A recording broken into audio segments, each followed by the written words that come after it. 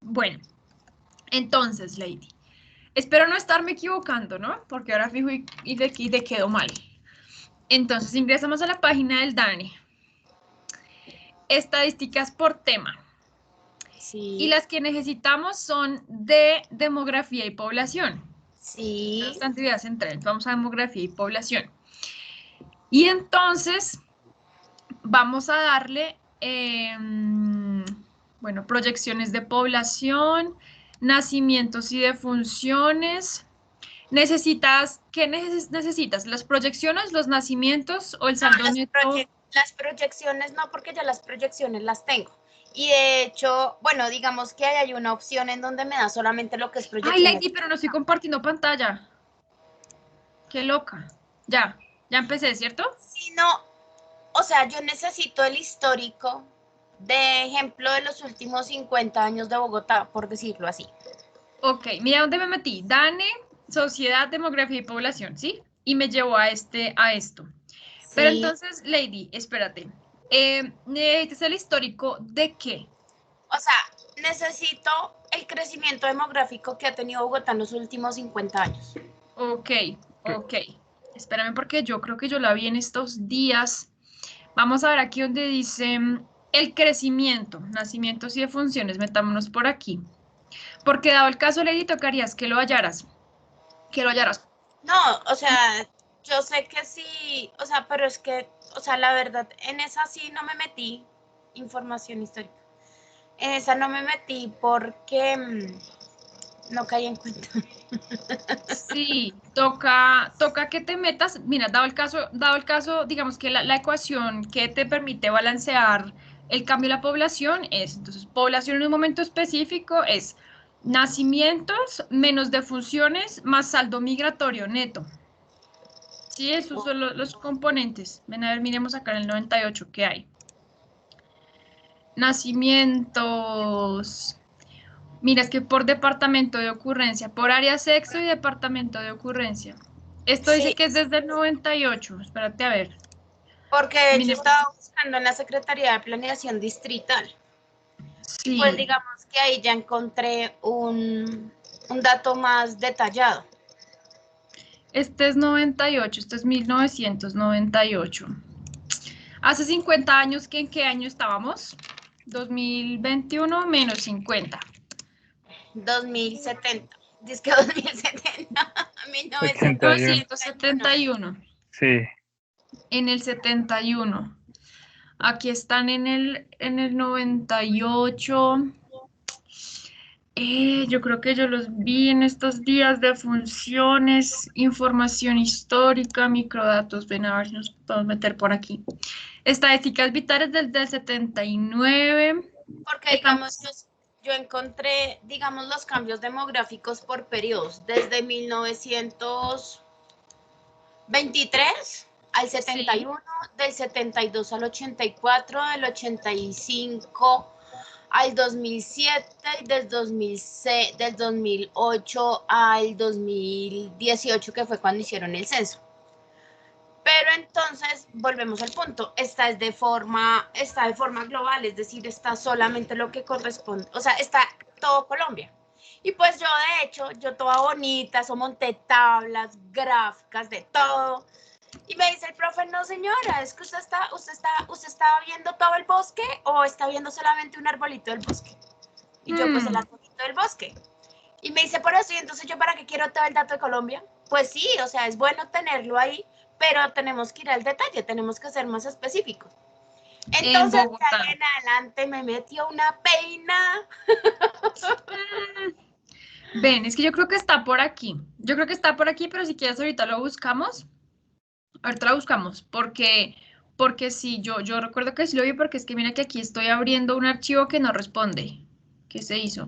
Se supone que 1979, pero no abrió, no sirve. Esperen a ver. Sí, Lady, espérate, ahorita lo Dale, buscamos porque aquí la información histórica tiene que estar. Y créeme que si no está en el DANE, no está. ¿Listo? sí, Porque ya porque sabemos que me el dijo, DANE es la buscan el DANE, autoridad en este mundo. buscan el DANE y buscan en, o sea, porque les digo exactamente cuál es el, o sea, ustedes saben que llegar al título con el decano, eso es un camello, ¿no, Arturo? Un poquito. Entonces, ya por fin dijimos, retos y perspectivas del abastecimiento del agua en Bogotá al 2050 a partir de sus dinámicas de crecimiento demográfico y urbano. Sí. Entonces, ya de ahí, pues ya, digamos que ya está lo más complejo que era llegar Míralo, a aquí está. Aquí está. principales sectores demográficos. Y los juntas. 1950, 1984. Y aquí arriba está 1985 hasta el 92. Ya ahorita revisamos esta página. La voy a Dale, poner Sí, pero acá. eso ¿Cómo? fijo está porque pues Bogotá es la capital. O sea, Oh, sí, lo- exacto. Y entonces, Lady, perdóname, que estabas contando, te interrumpí. Y entonces él entonces me que dijo, llegar al busca, título, eso fue una cosa dijo, tenaz. busca, Dane, busca en la Secretaría Distrital de Planeación, ahí está el informe. Profesor, yo ya los tengo.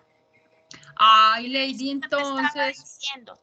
Pero si te das cuenta, si es que está de forma nacional, Sí, no pero está más Bogotá, acá, nacional. solo Espérate, está nacional.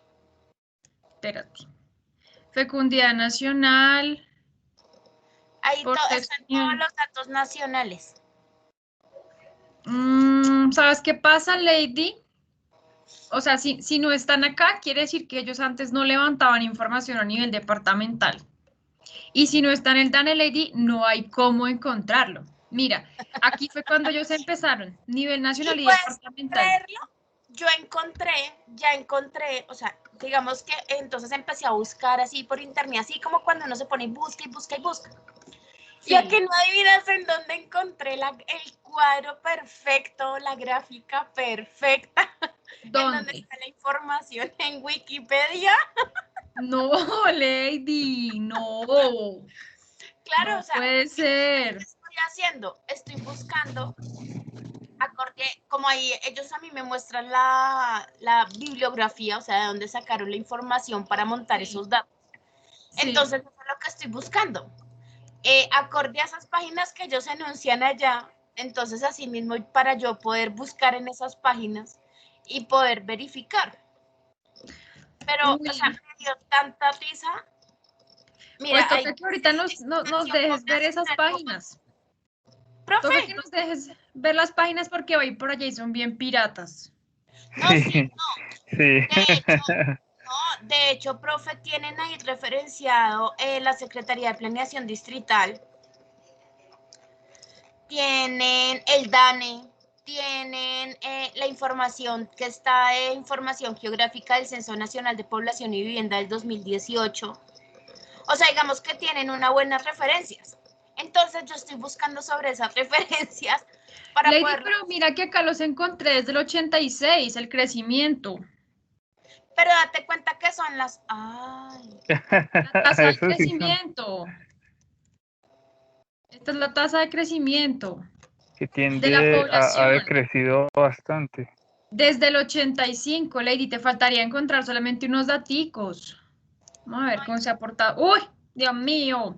Mira, te faltaría mirar te faltarían 15 añitos nomás. Mira, ¿cuántos años tenemos acá? profe, tú puedes creer lo que yo esas tablas las tengo, porque ya las descargué y todo.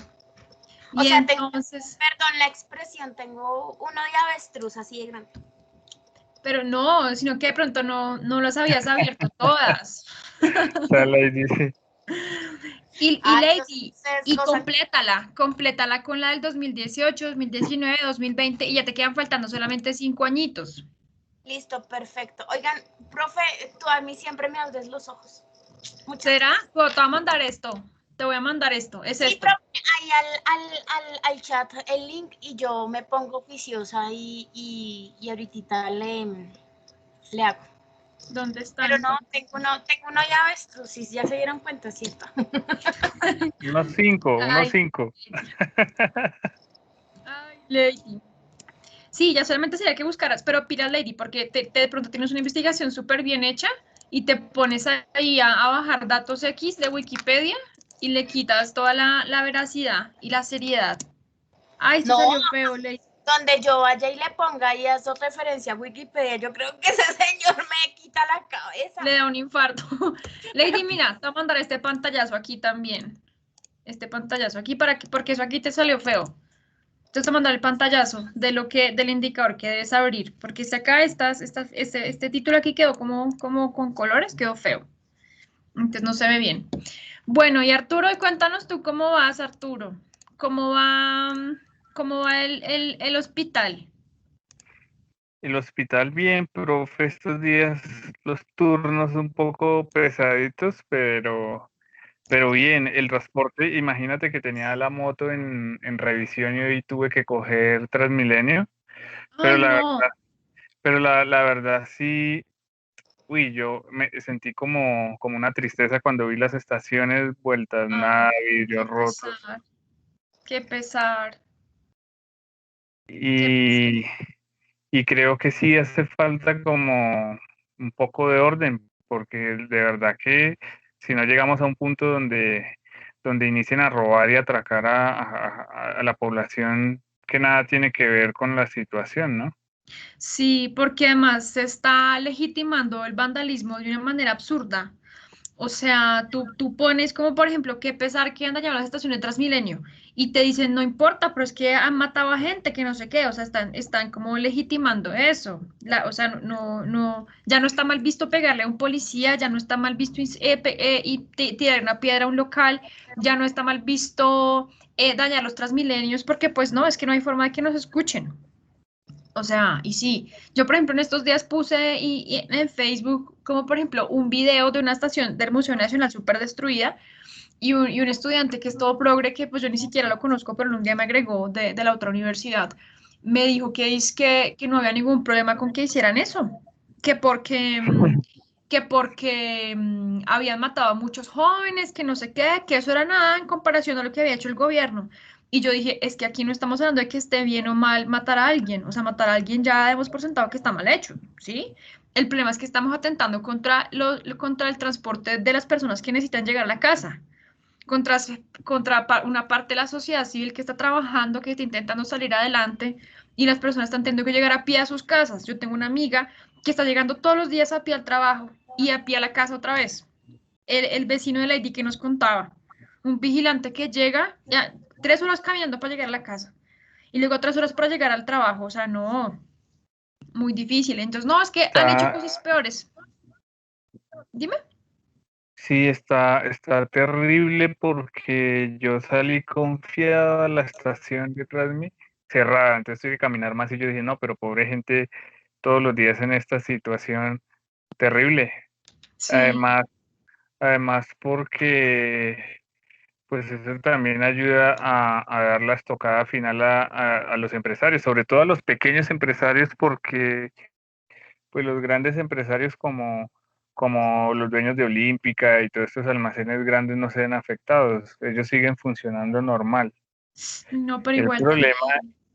Mantener la nómina de todos sus empleados debe ser también duro. Fíjense que hoy mi mamá ella es accionista de Éxito. Ella es feliz porque pues acá al lado de mi casa está, o sea, yo salgo del conjunto donde vivo y ya tengo diagonal la entrada al centro comercial y dentro del centro comercial queda el Éxito. Entonces a mí, mi mamá va, yo creo que todos los días, así sea como por darse un airecito. Y ella me dice, hija, ¿qué vamos a hacer? Ya no hay leche, ya no hay huevos, ya no hay mercado, porque no hay cómo abastecer. Entonces yo fui y le pregunté a la jefe, porque ella se habla con todos allá. Jefe, ¿y qué pasa con la leche? Y dijo, no, doña Doris, es que no hemos podido traer surtido porque saquean los camiones con el mercado. Claro. Entonces, dice ella, de nosotros acá éramos una planta de casi 50 personas, en este momento ya sacaron a la mitad, quedamos 25 y nos estamos turnando.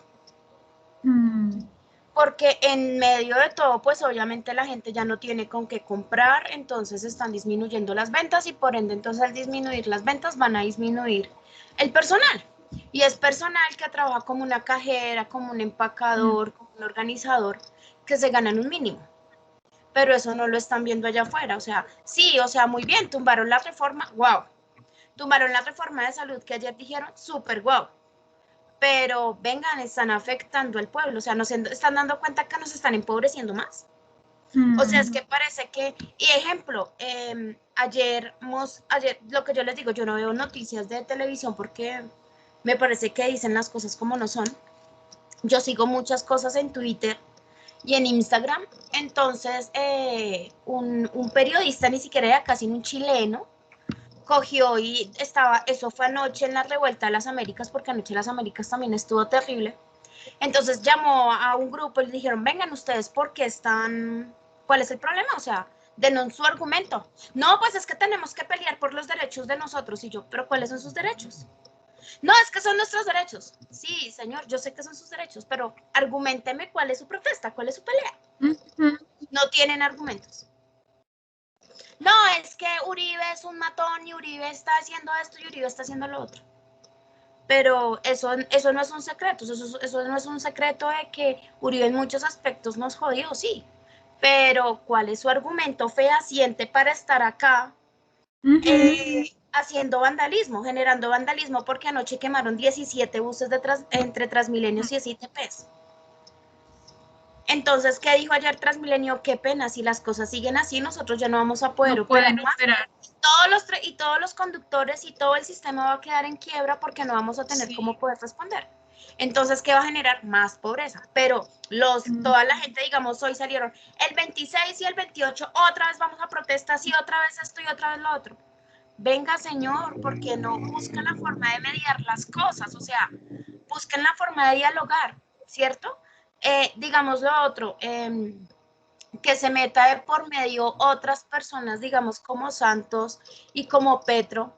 Listo, venga, escúchenlos, pero es que el gobierno, o sea, hay un tire y afloje en el que yo lo escucho a usted, pero no lo quiero escuchar. Entonces, ¿no se están dando cuenta la situación en la que ya estamos? O sea, ¿eso no lo ven?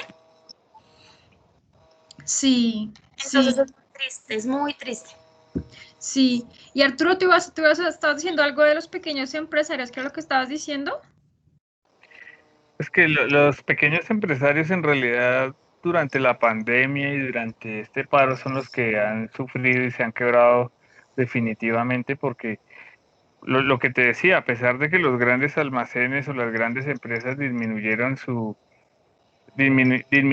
operaciones, yo nunca vi que la Olímpica cerrara, Éxito cerrara, cerraron los pequeños empresarios, pero los grandes empresarios yo creo que antes tuvieron que haber aumentado algo a pesar de la pandemia y de la situación sus ventas, porque si los pequeños no vendían, adivine a quién les compraban, pues a las grandes empresas.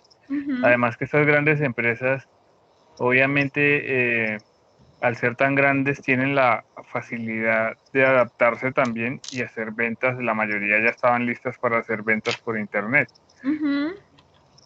Entonces yo creo que ese es un grave problema y por eso es que yo no sé, o sea, estamos sobreviviendo sin cuarentenas y sin nada a la pandemia. Yo creo que las cuarentenas ya no pueden ir más o sea, estoy en contra totalmente de las cuarentenas.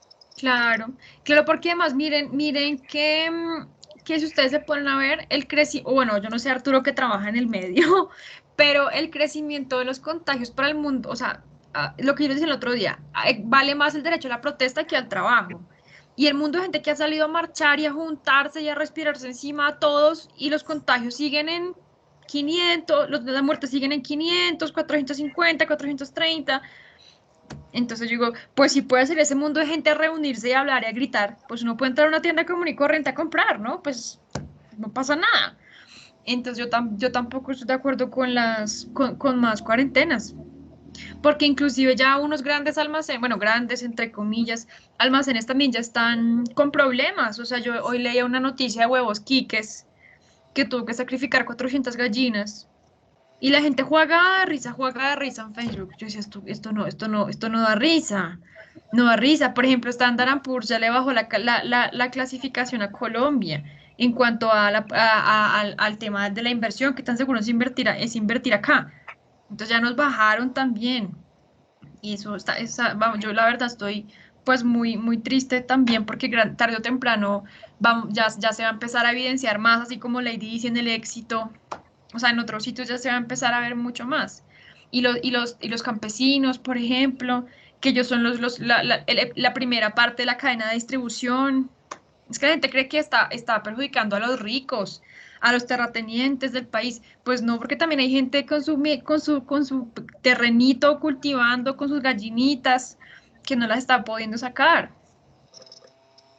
Es que ese es el grave problema, profe, perdón, le interrumpo porque es que yo digo, listo, si quieren armarle el problema a los terratenientes, que sí, evidentemente no se garantiza la igualdad porque estos tipos se han aprovechado de hecho de mezclar la política con el sector privado para beneficiarse y tener contratos preferenciales porque eso ha hecho el Grupo Aval, ha hecho eso. O sea, yo no tengo nada en contra de la riqueza porque, además porque o sea, mejor dicho, admiro a muchos de ellos, pero yo creo que no está bien hacer las cosas así mal hechas. O sea, si tú quieres ser empresario, está bien que te vaya bien, pero que sea legalmente y que los empleados puedan disfrutar. Pero por ejemplo, el Grupo Aval, esa cantidad de negocios turbios que han tenido, que han salido a la luz y no sucede nada con el Grupo Aval, no pasa nada, no he juzgado a nadie, todo sigue la misma situación. Entonces yo creo que definitivamente la solución a todo este problema social son unas leyes bien fuertes e igualitarias para todo mundo, independientemente de quién sea. Así sea el mismo presidente, se tiene que juzgar con la misma dureza que si fuera cualquier persona. La Yo creo que igualdad con eso de se la ley. soluciona. Exacto, profe. Ese es ahora nos estamos dando cuenta que verdaderamente la teoría que estamos viendo sería perfecta para este momento. Ah, así es, así es, así es la que estamos dando la igualdad ante la ley. Pero ¿sabes yo qué pienso, Arturo? Que todo esto es como el devenir, y bueno, y Lady también, todo esto es el devenir y las consecuencias de lo que nosotros hablamos una clase mucho, mucho, mucho atrás, que habíamos dicho que el hecho de que los acuerdos de paz se hubieran impuesto de la manera como se impusieron, lo que hicieron fue crear un conjunto de valores sociales completamente nuevo, donde la gente dijo, ¿cómo así? O sea, está bien, yo delinco y mire, no pasa nada. O sea, eso fue inconsciente. Fue algo que se fue implantando en la sociedad, fue un nuevo conjunto de valores en el que todos empezamos a movernos alrededor de eso. Y cuando menos nos dimos cuenta, estábamos infringiendo la ley y no nos importó. Pero porque inconscientemente algo atrás pasó, algo muy importante pasó, que nos dimos cuenta que no se aplicó la ley, que no hubo igualdad ante la ley, que se favorecieron particularismos, que se favorecieron delincuentes. Entonces, en ese sentido, pues no nos dimos cuenta y de repente quemamos CAIS, atentamos contra negocios, contra comerciantes y no pasa nada. ¿Por qué? Porque ya nos acostumbramos a que no, pues es que no hay igualdad ante la ley, era una oportunidad que había que aplicar la igualdad ante la ley, entonces ya el establecimiento está totalmente debilitado y ya nadie le cree. Y nadie es consciente de que fue más o menos ese el proceso, porque se violó una vez la igualdad ante la ley, ¿qué pasa si se viola dos veces? Y tres y cuatro, y la ley hay que respetarla para que la ley.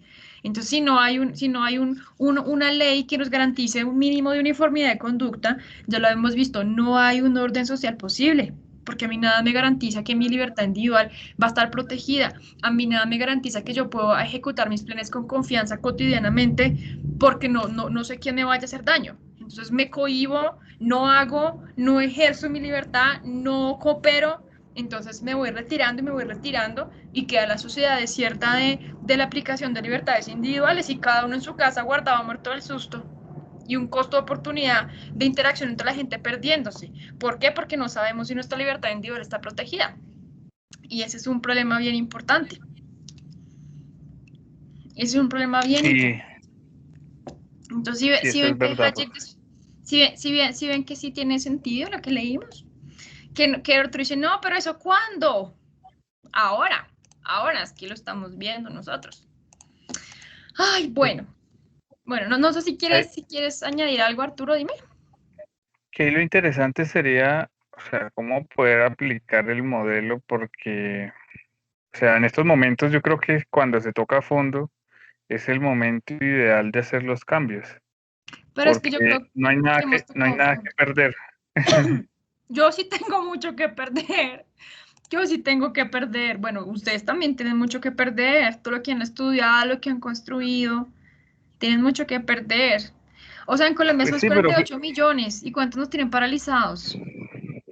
pero finalmente, profe, nosotros, o sea, donde esto se torne, yo no sé, yo siempre, yo no quisiera irme de Colombia nunca porque yo creo que Colombia es un país donde existen recursos y a pesar de los grandes impuestos que se paga, que pagan los empresarios y las empresas, aquí se puede surgir. Sin embargo, siempre las personas que están en pobreza extrema son los que más se ven afectados, porque finalmente yo digo, si esto se pone maluco, aunque yo no quiera irme, pues me voy de este país. ¿Qué Ujú, más? Y tratar de uno irse no como una carga a otro país, sino aportar a otro país también, ujú. ¿no? Exactamente, exactamente. Pero pues bueno, esperemos a ver qué pasa, porque yo sí siento que tenemos mucho que perder nosotros. Sí tenemos mucho que perder si pasa algo. Y sí, pues por ejemplo, caer en un régimen por ahí, en un régimen ultraderecha también puede suceder.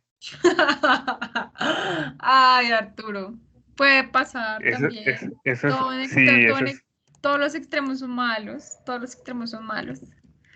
claro, y yo creo que estamos cerquita, yo creo que por eso esto, Uribe se ofendió tanto también cuando salieron a manifestarse los del IMPEC, porque sabemos que cuando la fuerza pública empieza a no ser tan fieles al sistema que se tiene, es donde estamos cerca de que se dé un golpe de Estado. Lo Estado, principal sí, sí, para que exista un golpe de Estado es que la las fractura fuerzas entre... públicas, exacto, se empiecen a sentir inconformes y Mm, listo, eso es lo que se necesita, porque mientras las fuerzas públicas estén fieles, es muy difícil poder hacer un golpe de Estado porque ellos tienen las armas, tienen todos los contactos y la cercanía para poder hacerlo, porque en realidad el golpe de Estado es muy fácil después de que todos las fuerzas públicas estén metidas en el cuento. ujú.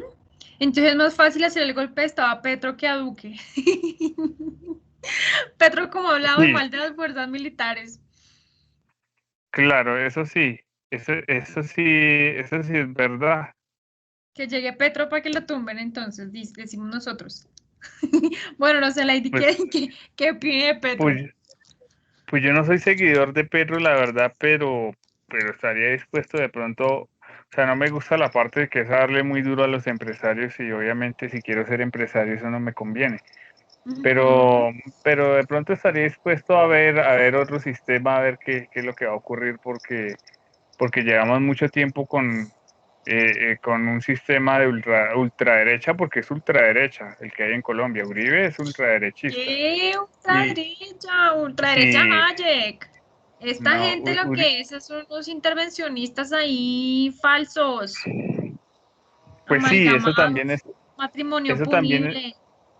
eso también es cierto, eso también es cierto, pero eso es lo que ellos hacen ver por lo menos y es el cuento que la gente come. No, no, pero por eso estamos entendiendo que la ultraderecha es otra cosa. La ultraderecha es Hayek y esos son un matrimonio punible entre el Estado y la economía y que no permite, que no acaba con esos particularismos que tú estás contando ahorita del grupo Aval y que no los juzga y que los protege.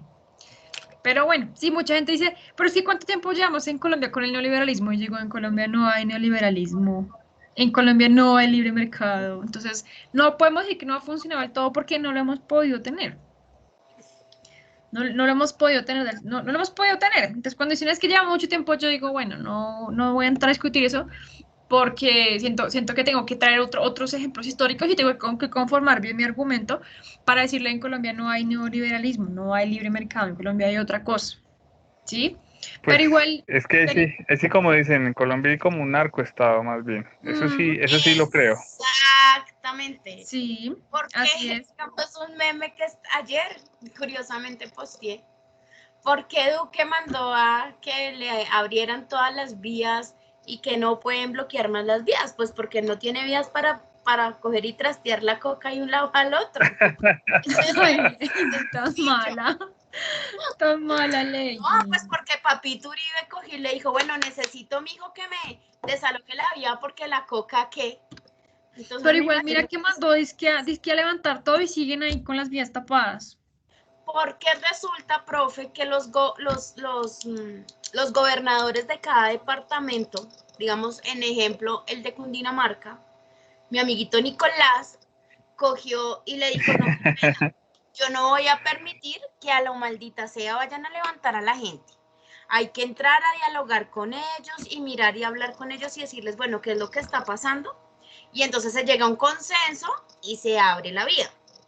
Y si no tienen argumentos, pues ahí sí les mando a la fuerza pública. Pero es que resulta que todos los gran parte de los gobernadores de cada departamento dijeron, no, eso no lo vamos a permitir porque eso sí se nos vuelve una guerra acá.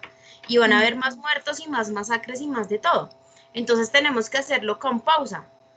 Pero pues igual, lo que yo te digo, la gente a veces no tiene argumentos. De pronto los que están por fuera, digamos los camioneros, los entiendo, esos peajes, 80.000 pesos, de aquí a Villavicencio hay creo que 5 peajes. Imagínense en Y 80 ahí mil viene, pesos cada Lady, peaje. y ahí viene esa concesión de quién es.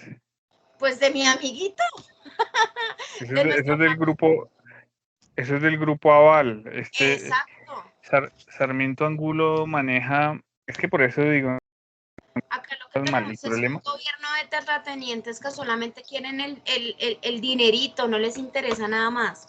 Eso es lo que pasa en Colombia. Acá no hay libre comercio, acá no hay nada de eso. Acá tenemos son unos terratenientes que quieren tener la platica en un solo círculo vicioso y el resto del mundo puede estarse muriendo de hambre. Así es, así es. Pero Soy partidaria de que se requiere un cambio, ¿cierto? Se requiere un cambio grande. Lastimosamente, la única opción de medio cambio puede llegar a ser Petro. uy, no, Lady, yo me doy la bendición.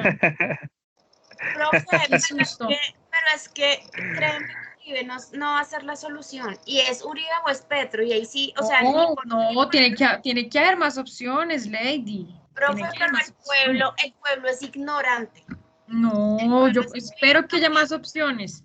Espero que haya más opciones porque la verdad sí, o sea, nada más así hemos estado con Petro diciendo hagan, hagan, hagan, ¿cómo será? Entonces ya después, No, y como además yo que, digo, digamos, llegado, dado caso, listo.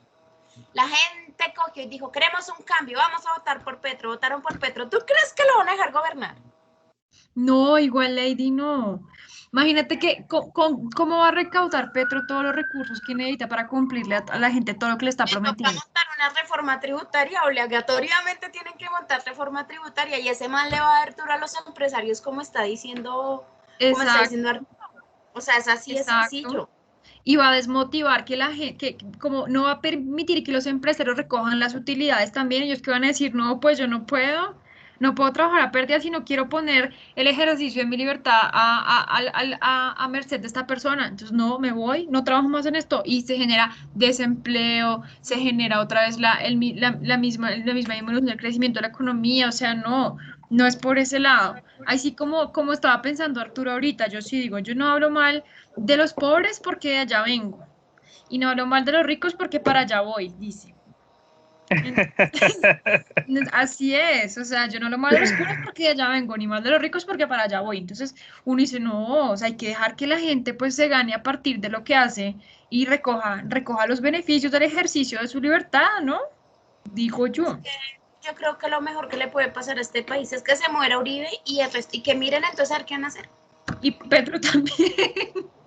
Que dice que se Pero mueran los dos. No, mentira, yo no le deseo la muerte a nadie. Ay, me muero yo. Perdón, Dios mío. yo creo que el problema es que ahorita mismo quien se lance a la presidencia no hay nada que escoger porque todos los que candidatos, y digo todos porque yo creo que se salvará por ahí, no, ¿quién se salva? Ninguno. Todos tienen que ver con el pasado de Colombia y el pasado corrupto, están los herederos de esa política corrupta, Con entonces uno o con otro.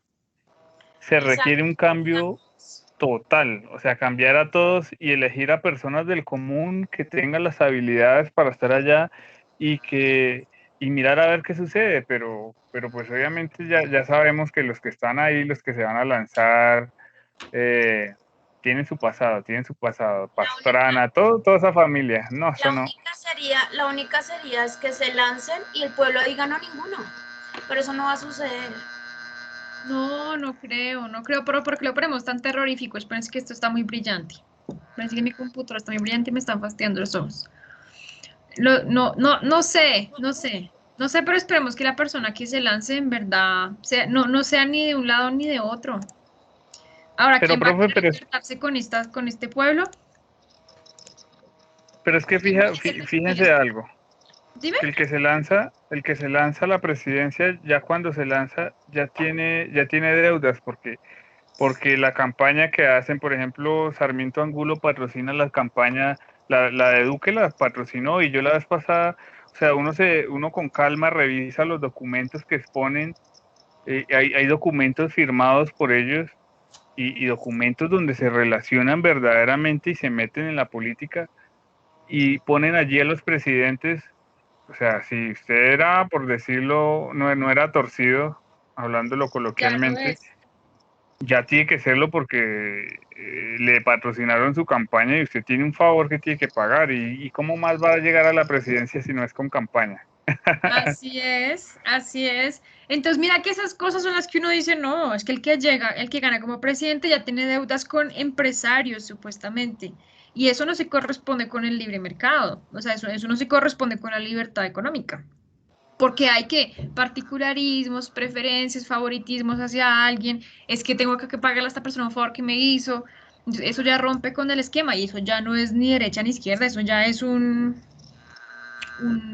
matrimonio punible entre el matrimonio entre el Estado y la economía, o sea, y eso es lo que no deja. Ay, entonces sí, eso es lo que pasa en nuestro país. Es lo que pasa en el Continuemos. país. Y dime, Lady. Continuemos con nuestra clase porque no, yo ya sé cómo solucionar esto. Arturo presidente. ¿Será que sí? Yo también creo que podría ser una buena solución. Y miren que en la clase de hoy vamos a empezar a hablar como tal nosotros acerca de los órdenes dirigidos, ¿sí? O sea, en la clase pasada, la semana pasada, nosotros terminamos de ver cuál era el origen como tal de la sociedad, cómo era el origen del mercado, cómo era el origen del capitalismo, y el capitalismo bien entendido, ¿no? El capitalismo entendido como la aplicación de los medios de capital en los procesos El productivos. verdadero capitalismo. El verdadero, exactamente, no el que se malinterpreta, no ese matrimonio punible del que nos está hablando Arturo ahorita, que entonces Sarmiento Angulo, el presidente y fulano y tal, no, o sea, no, el verdadero capitalismo, o sea, unos medios de producción en manos de la empresarialidad que fruto del ejercicio de su libertad adquirió un nuevo conocimiento y vio la posibilidad de crear cosas nuevas y los introdujo y eso sirvió para favorecer a otras personas, entonces fueron dinamizando las relaciones comerciales, se fueron ampliando las esferas protegidas de todas las personas, ¿sí? Y surgió ¿cómo? De manera espontánea, ¿cierto? Mediante la sinergia de unas libertades individuales interactuando con la finalidad de alcanzar sus fines personales. Entonces, en cuanto a un orden espontáneo, entonces todas las personas fueron cooperando entre sí y fue surgiendo lo que era la civilización.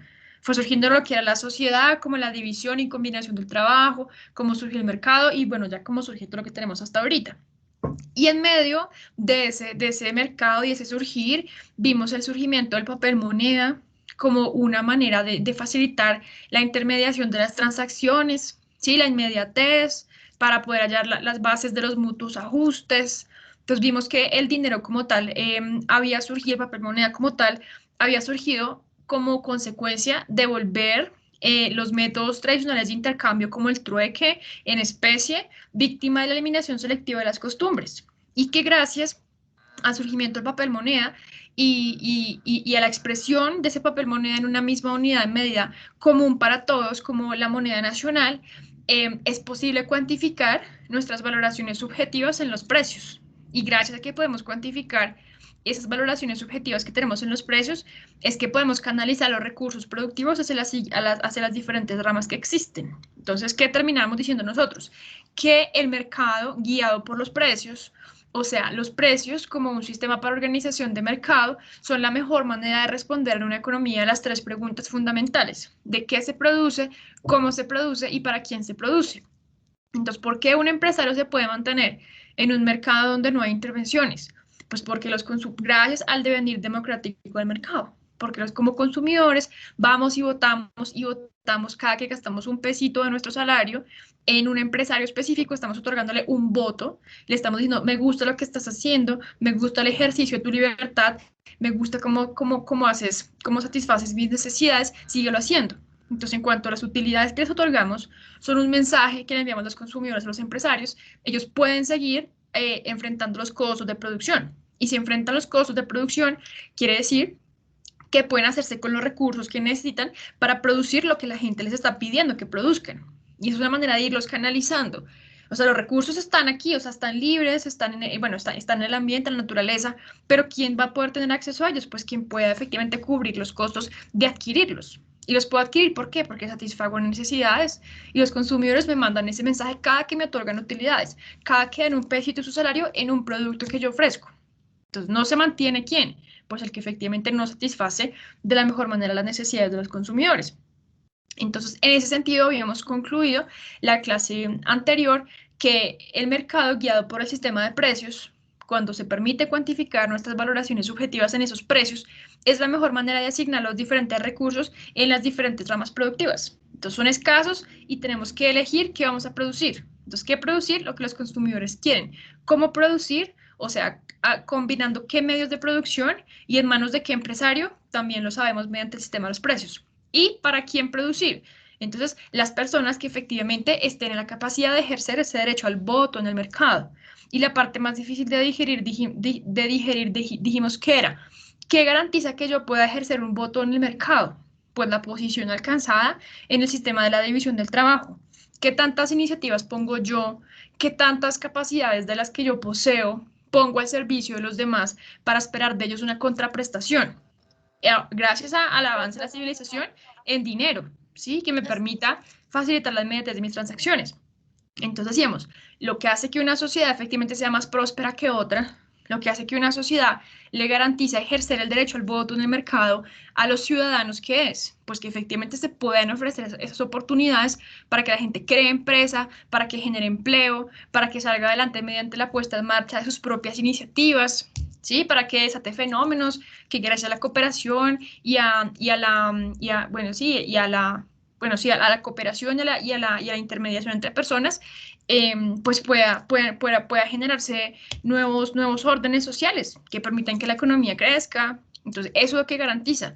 Entonces, muchos dicen, no, es que yo no puedo ejercer el derecho al voto porque es una sociedad muy injusta, donde no hay posibilidades de empleo. ¿Qué pasaba en el Congo? El ejemplo específico. Entonces, un Estado fallido, ¿por qué? Porque hay muchas alambradas para entrar al mercado, porque hay muchas alambradas para que nuevas personas vengan a ofrecer sus productos, porque hay particularismos, porque hay favoritismos. Entonces, ahí el gobierno está totalmente metido en la economía y están favoreciéndose mutuamente.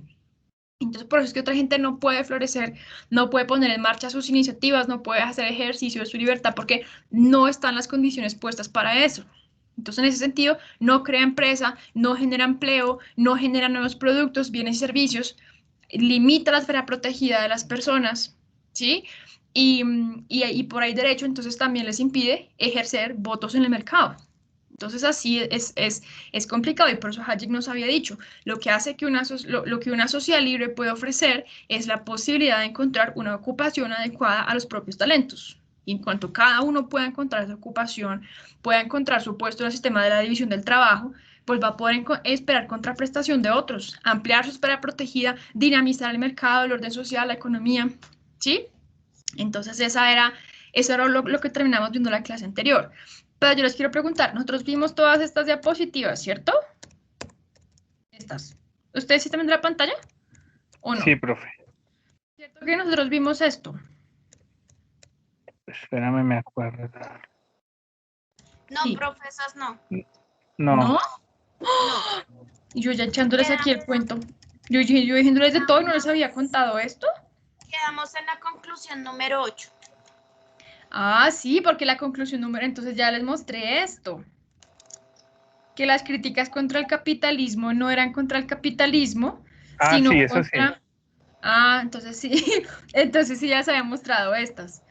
Entonces les vamos a retomar, digamos que esta idea de que las críticas contra el capitalismo no son en contra del sistema como tal, sino una crítica frente a las valoraciones subjetivas de los consumidores reveladas en la manera como ellos gastan sus ingresos. La única forma que tiene un empresario de mantenerse en el mercado como es, siempre y cuando no es un mercado intervenido, ¿no? Pues satisfaciendo de la mejor manera las necesidades de los consumidores. Entonces, ¿qué pasó con Crocs? Llegó un momento en que Crocs era súper exitoso, toda la gente quería tener Crocs, pero entonces fue un boom de zapatos Crocs y listo, lo máximo, súper cómodos, pero llegó un momento en que la gente dijo como no, tal vez no me gustan tanto los Crocs, o ya hay nuevos sustitutos de Crocs, hay mucha gente produciendo Crocs a 10.000 pesos, entonces yo para qué voy a comprar unos Crocs de 300.000, fue el raciocinio de mucha gente. Entonces las ventas de Crocs empezaron a bajar. Entonces Crocs, el gerente de Crocs, que bueno, el dueño, bueno, es el presidente de Crocs, ¿qué vio? Pues se vio limitado para acceder a los recursos para producir más Crocs. Entonces, por eso fue que él empezó a disminuir y dijo, los consumidores dejaron de votar por mí en términos de Mises. Y por eso dejó de obtener utilidades y no pudo ganarse los recursos escasos para él mismo seguir produciendo, porque la gente ya no quería eso. Y el problema de la economía, ¿qué es? Canalizar los recursos hacia sus diferentes fines alternativos, garantizando el mayor número de necesidades de la gente. Eso es lo que hace la economía. Entonces ya no se tenían que ir para Crocs, sino para otro ladito, porque estaban satisfaciéndose otras necesidades específicas. Entonces Crocs se imaginó y dijo no, de pronto, y lanzaron una línea de gafas oscuras. Les funcionó al principio, pero luego ya no. Entonces ya como que pasó la fiebre de Crocs, y por eso Crocs ya no es tan famoso como lo era hace 2 o 3 años, ¿sí? Porque la gente dejó de emitir votos por ellos en el mercado. Entonces, por eso cuando uno pasa, por ejemplo, por una tienda, yo un día pasé por una tienda de Zara, no en un centro comercial, sino en la calle, y había un letrero que decía, un graffiti escrito con todo el odio del mundo, que decía lo siguiente, no cabemos en sus tallas. Y yo dije, no cabemos en sus tallas. Y yo dije, bueno, si nosotros entendemos el devenir democrático del mercado, nosotros entendemos que la mejor manera de protestar contra un empresario no es dañando la propiedad privada, porque eso ya raya con el vandalismo. La mejor manera de protestar pacíficamente y civilizadamente contra un empresario es no comprándole, no otorgándole votos en el mercado, no escribiéndole no cabemos en tus tallas. Está bien, si Sara no produce tallas para ti, que no lo creo porque ellos son muy heterogéneos. Si Sara no produce tallas para ti, pues simplemente no le compres. Y ve y busca otro empresario que haya hecho ejercicio de su libertad creando tallas un poquito más grandes que las que crea Sara, ¿sí? Porque entonces yo el día de mañana, entonces yo voy a la Victoria's Secret y entonces, no, una persona bien flaca, por ejemplo, no va a pasar por la tienda de las tallas anchas, por ejemplo, no sé, Pat Primo, que tiene una línea de tallas grandes. Entonces llega una súper flaca anoréxica, por ejemplo, Pat Primo, y dice, tus tallas me quedan grandes, crea una ficha así bien grande, un graffiti así con todo el odio del mundo, tus tallas me quedan grandes. No, ella simplemente, ¿qué hace? Pues no vota por ese empresario porque el empresario no produce lo que ella quiere otra cosa. Entonces la mejor manera de protestar contra una marca es no comprándole. La mejor manera de impulsar una marca, un empresario, es comprándole, porque ya vimos qué representa cada empresario, un aspecto diferente a los consumidores, una necesidad específica a los consumidores, ¿sí? Uno va al costo y se encuentra unos estantes grandísimos con un mundo de jabones que representan cada uno de esos jabones, una competencia por satisfacer, una competencia entre diferentes maneras de satisfacer una necesidad de los consumidores. Y eso es lo que representan los empresarios, competencias por satisfacer de la mejor manera una necesidad que existe. Que tú quieres jabón de coco, hay un empresario con jabón de coco. ¿Qué huele más bien a flores? Hay otro que también produce para flores. ¿Qué huele más bien a banano? Hay otro que produce para banano. Entonces, eso es lo que uno hace y le otorga votos al que le satisface a uno. Y cuando estos mercados son efectivamente libres, ¿quién es el más beneficiado? Pues la soberanía del consumidor, ¿cierto? El consumidor abriéndose nuevas posibilidades de consumo, es decir, cada una de las personas que habitamos en la sociedad, porque en la sociedad de Mises, y que es la sociedad en la que vivimos actualmente, todos somos un medio, todos somos trabajadores y consumidores al mismo tiempo. Entonces me favorece a mí que existan muchos más empresarios, que existan muchas más personas que puedan ingresar al mercado para ofrecerme diferentes cosas. Me interesa que tú seas libre, que ejerzas tu libertad, porque puedes empezar a crear cosas que me satisfagan. ¿Sí? Entonces yo lo necesito en cuanto soy consumidor. Y en cuanto soy trabajador, tengo que esforzarme efectivamente por ganarme y seguirme manteniendo en ese puesto en el sistema de la división del trabajo. Y no visto el trabajo como lo veía. Yo no sé si ustedes han escuchado una canción que se llama El Negrito del Batey, que decía, a mí me llaman el Negrito del Batey porque el trabajo para mí es un enemigo. Que el trabajo no lo... que el trabajo lo hizo Dios como castigo, dice la canción del Negrito del Batey. Pónganla y se ríen un rato ahorita. Y yo te muestro un video también. Entonces, en cuanto soy consumidor, entonces me conviene que haya más personas haciendo uso del ejercicio de su libertad, poniendo sus iniciativas en el mercado y como voy a satisfacer a los demás como consumidor, me conviene eso. Y como trabajador, entonces me permite mantener despierto el afán de rendimiento personal. Me permite no acomodar mi zona de confort y siempre estar buscando ser mejor y mejorar y mejorar y mejorar. ¿Sí? Entonces, que si efectivamente voy a poder mantener y voy a poderme ganar el puesto que yo tengo en el sistema de la división del trabajo y no he visto el trabajo como un castigo, sino más bien como una oportunidad de poner en marcha mis capacidades. Entonces yo me doy cuenta que efectivamente soy consumidor y soy productor y desde los dos puntos de vista tengo que poner en marcha lo que yo soy y tengo que sacar provecho pues del orden social en el que vivo y contribuir también con ese orden social, ¿no? Entonces, ¿quién va a ser el beneficiado? El consumidor en medio de su soberanía, emitiendo votos por el que le satisfaga sus necesidades. Bien, o sea, todos nosotros, porque todos somos consumidores y productores al mismo tiempo. Todos somos medios y fines en estas sociedades que estamos viviendo. Y aquí entonces teníamos la conclusión número 8 que nos decía Lady, que era la que habíamos llegado, que finalizaba con una frasecita de Haji que decía: el orden de mercado quedó configurado como un proceso capaz de ofrecer a los individuos una información muy superior a la que aisladamente hubieran podido alcanzar. Entonces el mercado sirve, digamos que como una lupita. Entonces yo sé que hay un orden social muy grande gestándose afuera, hay muchas relaciones gestándose afuera y mucha gente interactuando, pero yo no conozco la totalidad de ese orden que se está gestando. En eso radica que sea espontáneo, ¿cierto? Que surge a partir de muchas sinergias de muchas personas. Pero entonces, en el mercado, pues yo concurro al mercado, yo entiendo el mercado como un proceso social y me permite conocer, me permite tener una parcelita del conocimiento que me corresponde a mí en medio de mi orden social.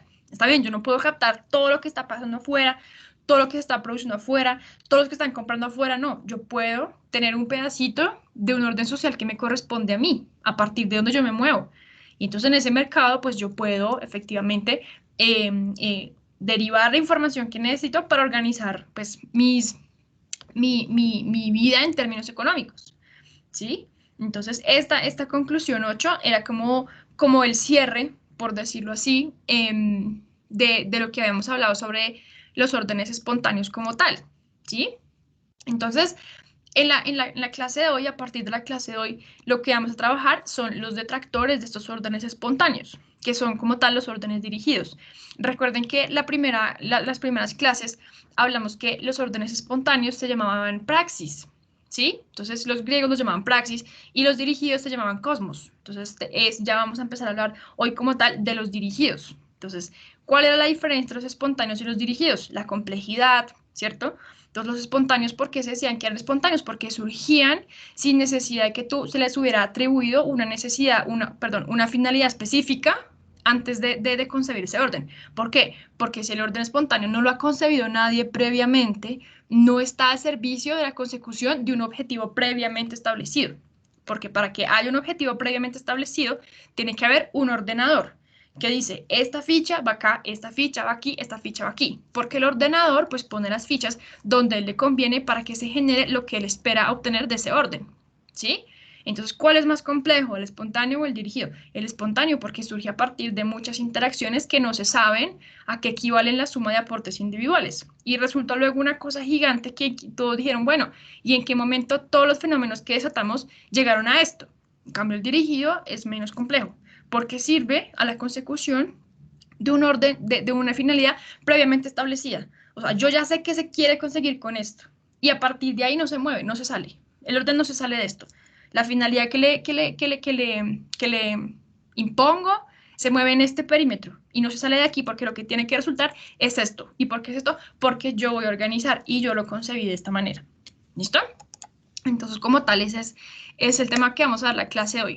Entonces, Arturo, no sé si me quieres ayudar leyendo este primer párrafo, que me parece importante empezar con él, la parte de los órdenes dirigidos. Para la mayoría de los hombres, la propiedad privada la propiedad de los medios de producción fue condición esencial para conservar la vida, o por lo menos para poder fundar una familia, en el sentido de que el capital elevó la productividad del trabajo, un número mucho mayor. No, sí, Ah, toca que leas lo que está, vuelve a empezar, porque digamos que lo que está, ah, ya te voy a explicar una cosa, esa es como lo que la clave, está, ¿no? ¿como la qué? Esa es como la palabra clave, lo que está dentro de los corchetes. No, lo que está entre corchetes son palabras que yo añadí a la cita. Ah, ok. Porque digamos que el texto estaba haciendo referencia a todo esto, pero como yo no traje todo el texto completo, entonces quise introducir unas palabritas para que ustedes asimilaran de lo que estábamos hablando en el texto. Entonces, cuando uno cita de esta manera, Lady, pilas con esto por si lo necesitas el tip, cuando uno cita de esta manera en llaves, lo que está haciendo es que, está bien, hay una cita que me sirve, pero siento que a esa cita le faltan unas palabritas. Entonces yo las voy a añadir con corcheticos. ¿Listo? Los paréntesis ya son estos otros. Estos son corcheticos. Entonces, esta palabra privada no estaba en el texto, sino que yo la añadí. ¿Y por qué tuve que ponerla aquí? Porque Hayek está hablando de la propiedad privada antes. Entonces, la persona que venía leyendo el texto completo sabe que cuando Hayek habla de propiedad, está hablando de propiedad privada. Pero ustedes están teniendo un pedacito chiquito. Entonces, tengo que contextualizarlos. Entonces, si quieres, vuelve a empezar, Arturo, por favor. Vale. Para la mayoría de los hombres, la propiedad privada de los medios de producción fue condición esencial para conservar la vida, o por lo menos para poder fundar una familia, en el sentido de que el capital elevó la productividad del trabajo, logrando que un número mucho mayor de hombres pudieran mantenerse gracias solamente a su trabajo, sin olvidar que primero hubo que crear el capital antes de que pudiesen conservar la vida aquellos que más tarde reclamaron una participación en su propiedad. Muy bien. Y digamos que esto se puede entender también a la luz de lo que está aconteciendo hoy. Decimos, sin olvidar que primero hubo que crear el capital. O sea, para generar los empleos que se crearon, para generar el incremento en la productividad que permitiera producir una mayor cantidad de bienes y menor cantidad de tiempo, ampliando la esfera protegida de las personas de la sociedad, primero se tuvo que crear el capital. Y el capital no hubiera sido posible sin quién, sin la libertad, sin la empresarialidad movida por la libertad, ¿sí? Entonces, cuando dicen, necesitamos el capital del empresario, no el empresario, no se puede, ¿sí? Porque ¿quién es el que crea el capital como tal? Pues el empresario. Entonces, cuando dicen necesitamos el capital y no el empresario, Hayek ya lo había previsto antes. Dijo, sin olvidar que primero hubo que crear el capital antes de que pudiesen conservar la vida aquellos que más tarde reclamaron una participación en su propiedad. Es que los ricos, es que no importa, este paro está favoreciendo, este paro tiene que empezar a afectar a los ricos, porque es que ellos son ricos. Y por qué no nos hacen, por qué no nos hacen partícipes de sus utilidades? ¿Por qué no los quebramos a ellos si ellos son los que nos tienen en estos problemas? Porque ellos son los que tienen riqueza. Hablando de los empresarios, reales empresarios, no de los que están amalgamados con el Estado, ¿sí? Entonces, vemos al empresario como esa persona, lo ponemos como esa persona mala, le ponemos como esa connotación de negativa, cuando nos damos cuenta que realmente lo que había hecho que permitía surgir la empresarialidad, que era el conocimiento, fruto del ejercicio de la libertad, el conocimiento adquirido a partir de reconocer cuáles eran los efectos de mis acciones en el medio, de cómo combinaba yo las cosas que estaban en el exterior mío para transformarlas y crear cosas, crear bienes que me permitieran crear otros bienes y ampliar mi esfera protegida y la de los demás. Entonces, cuando decimos que primero que tuvimos que crear el capital, pues claro, porque sin el capital no hubiera podido surgir el capitalismo, que permitió, como nos dice aquí, elevar la productividad, logrando que un mayor número de hombres pudieran mantenerse gracias solamente a un trabajo, ¿sí? Entonces, ya como se aumentó la productividad, se creó una mayor cantidad de bienes y servicios. Entonces, se elevó el margen de subsistencia de las sociedades y se pudo contar con mucho más tiempo libre. O sea, antes trabajábamos 10 horas en una fábrica, empezamos a trabajar 8. O antes trabajábamos 12. Había niños, había mujeres trabajando. Ya empezamos a trabajar solamente los hombres. ¿Por qué? Porque la mayor productividad permitió que se duplicara el margen de subsistencia, que se multiplicara el margen de subsistencia. Pero nada de esto hubiera sido posible si no hubiéramos creado el capital. Pero creamos el capital antes de que pudiesen conservar la vida aquellos que más tarde reclamaron una participación en su propiedad. O sea, ya no queremos que los medios de producción como tal estén en manos del empresario, sino que esta propiedad pues sea común, que sea de todos, ¿no? Porque todos la necesitamos. Entonces, desde este punto de vista empezamos a encontrar dos inconsistencias. Y decimos, si yo soy el que arriesga, si yo soy el que toma el riesgo, pues también puedo recoger las utilidades. Así como voy a recoger las pérdidas, voy a recoger las utilidades. Y empiezo a reclamar la propiedad. Yo no puedo reclamar propiedad en la participación de la riqueza y de las utilidades de Facebook, en las utilidades de, por ejemplo, de YouTube. ¿Por qué no? Pues porque no fue una idea mía que surgió de algo que se me ocurrió a mí, sino que le corresponde el crédito a otra persona que se esforzó más que yo, que se le ocurrieron cosas mejores que yo, que por la historicidad que tenía ya su vida, pues se configuraron las condiciones para que tuviera mejores condiciones que yo, ¿sí? Entonces, a eso va, digamos que a eso va que esta cita. Entonces, cuando decimos que reclamaron una participación en su propiedad, ya podemos comenzar, digamos que a sospechar que vamos a abarcar como tal el tema del socialismo, como uno de los principales componentes o una de las principales manifestaciones de estos órdenes dirigidos, porque vamos a empezar a evidenciar que la principal diferencia y el principal rasgo, bueno, la principal diferencia entre el orden de mercado y el socialismo es el ordenamiento de los medios de producción, o sea, el ordenamiento en la propiedad de los medios de producción. ¿Listo? Entonces, en el libre mercado están en manos de quién? Pues de los empresarios. ¿Quiénes están planeando en el libre mercado? Los empresarios y los consumidores.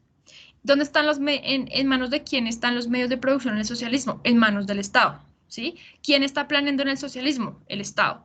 Los empresarios, no. Los consumidores, no. Un comité central que está planificando qué es lo mejor para todos y cómo se consigue lo mejor para todos y quién lo hace y por qué se hace.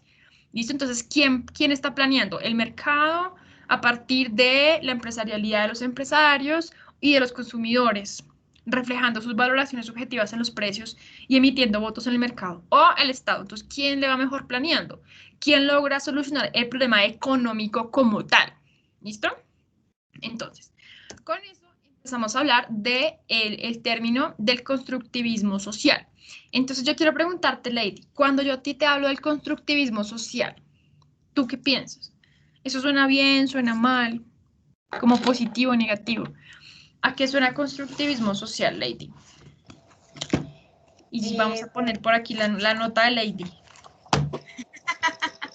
Profe, así no se vale. Pero tú no, no, ya tenía la nota tuya. Bueno, igual voy a anotar lo que nos digas, Lady. ¿A qué suena constructivismo social? Cuando yo hablo de constructivismo, pues me voy, digamos que separemos los dos términos. Constructivismo, hablo de como de la construcción, de una base que se toma. Perdón, es que estoy con... mi estudiante estrella, yo lo quiero ver. Espérate que no lo estoy viendo.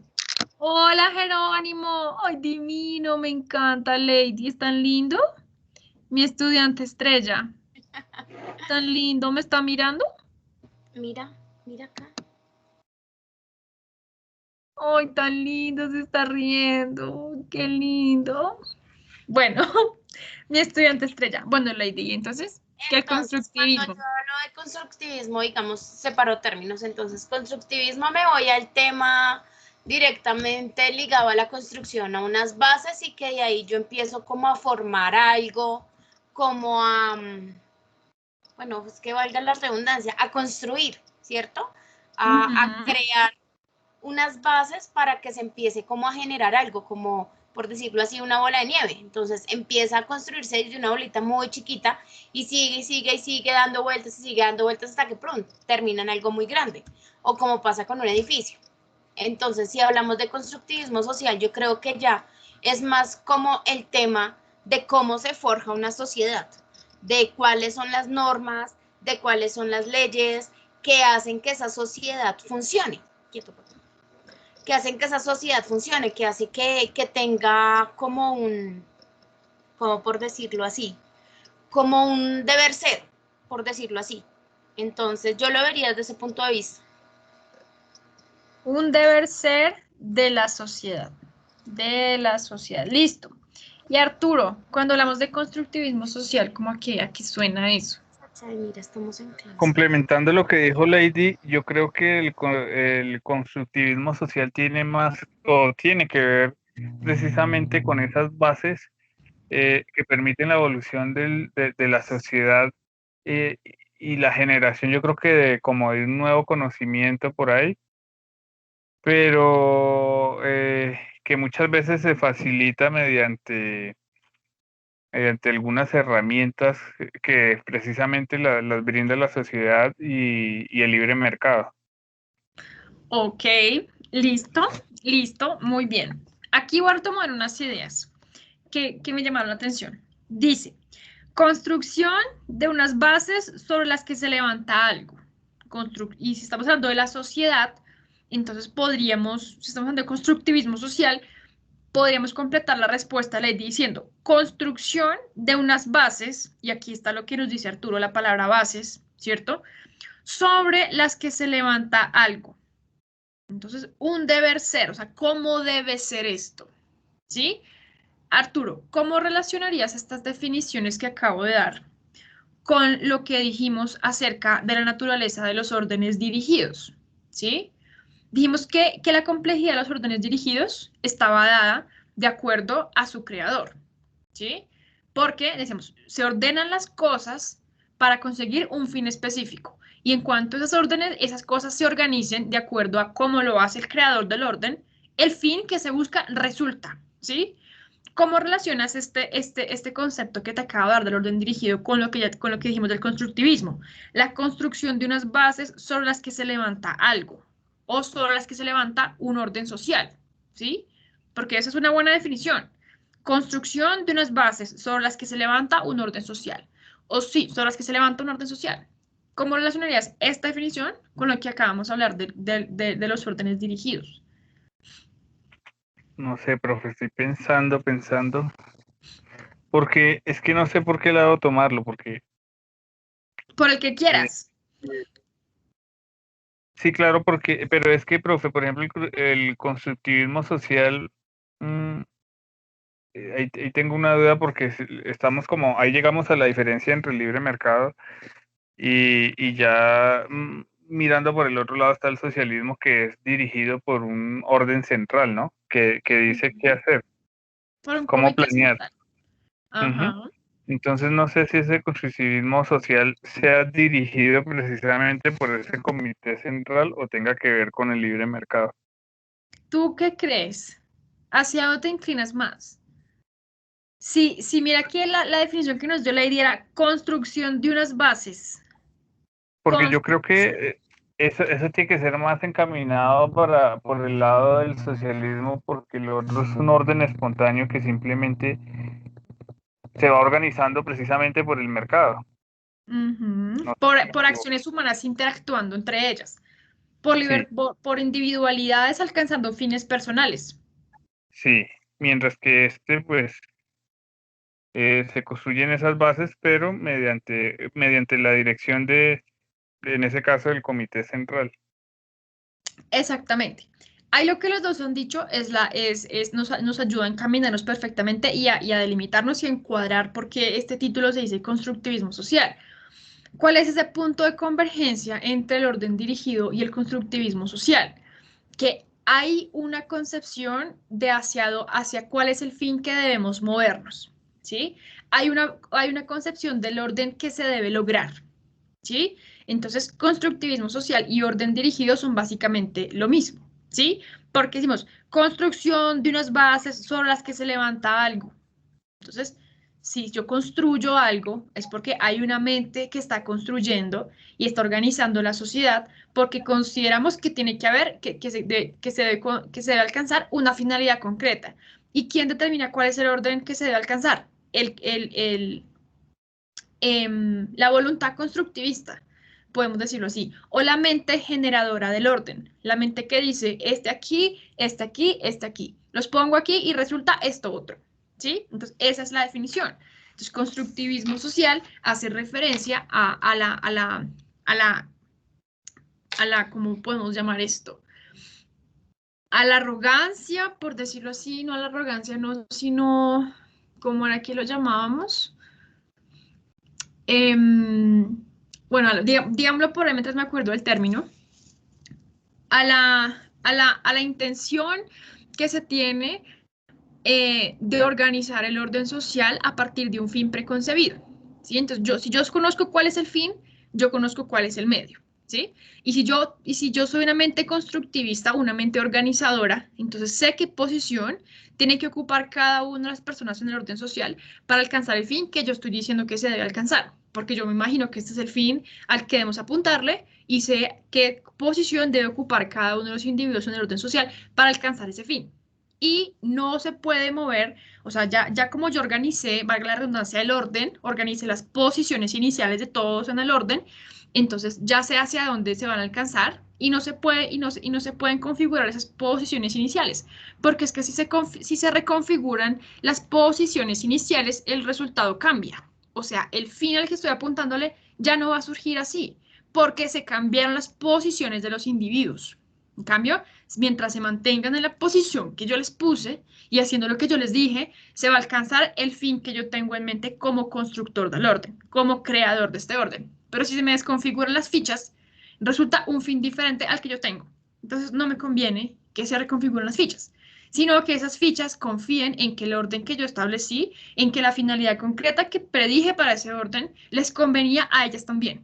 Entonces necesito que sepan que les conviene, porque si no, ellas no van a moverse tal cual como yo necesito que se muevan. Entonces tengo que hacerles saber que mi fin es mucho más importante que el que ellos podrían llegar a alcanzar individualmente, a partir de sinergias individuales que configuran un orden espontáneo diferente al que yo estoy creando.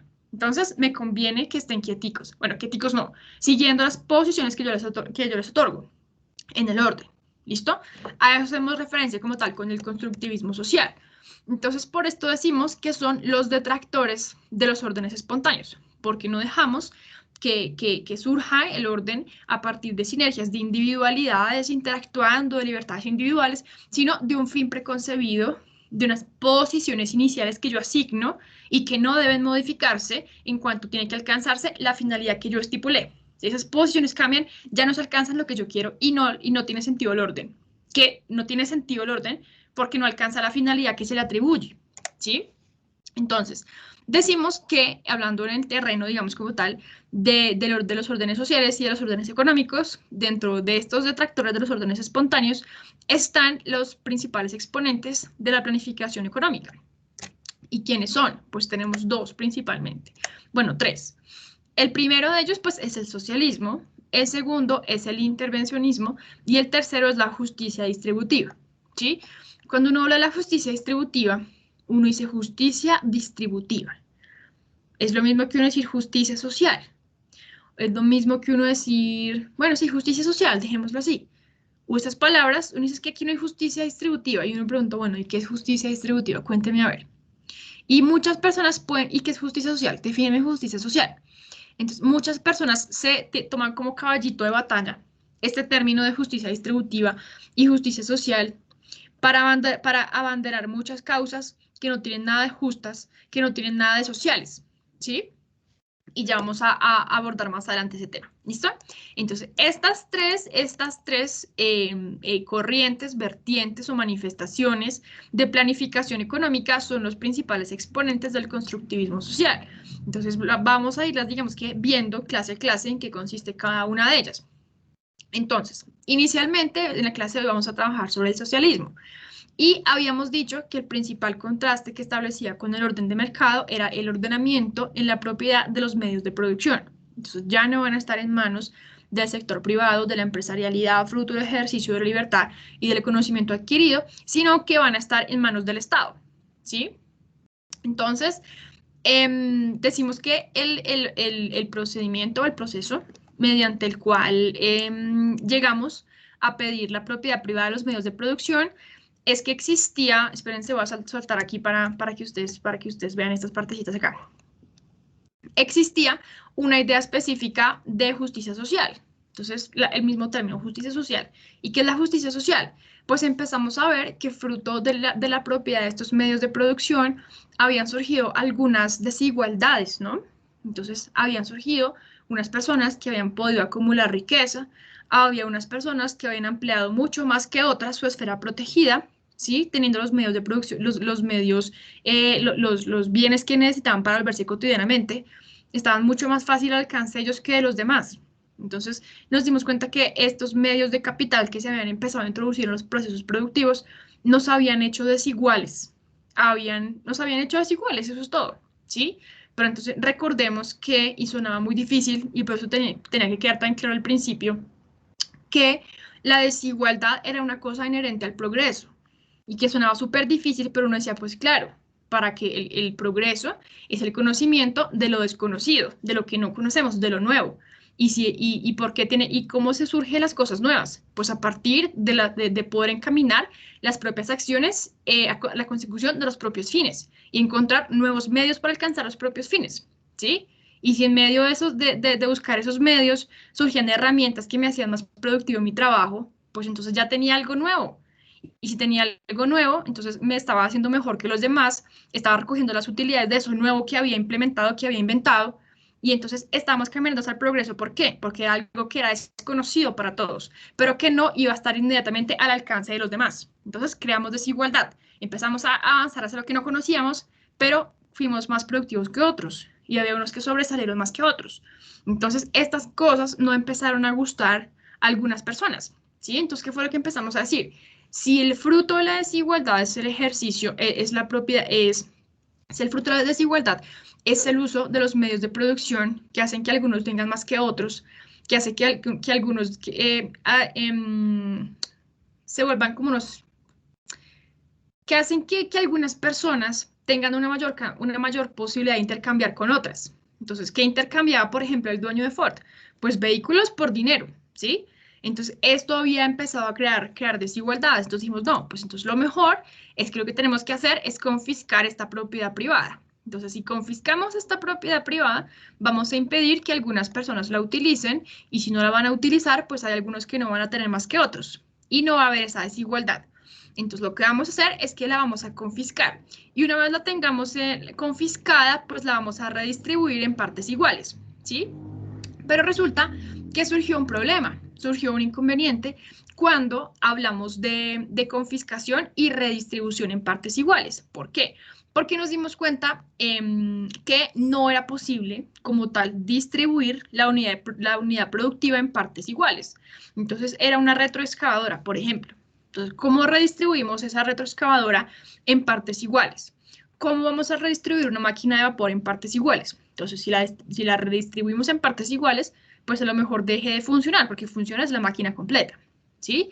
Entonces, está bien, los confiscamos y los redistribuimos en partes iguales. No, como que no los podemos redistribuir en partes iguales, porque pues los empezamos a desarmar y no funciona.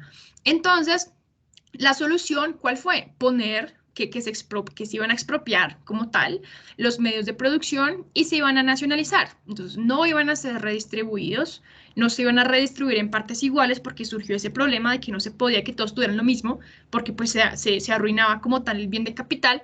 Entonces, ¿qué se hizo? Pues nada, se nacionalizaron, ¿sí? Fueron expropiados, pero no redistribuidos. ¿Y quién era la mejor persona para administrar estos medios de producción?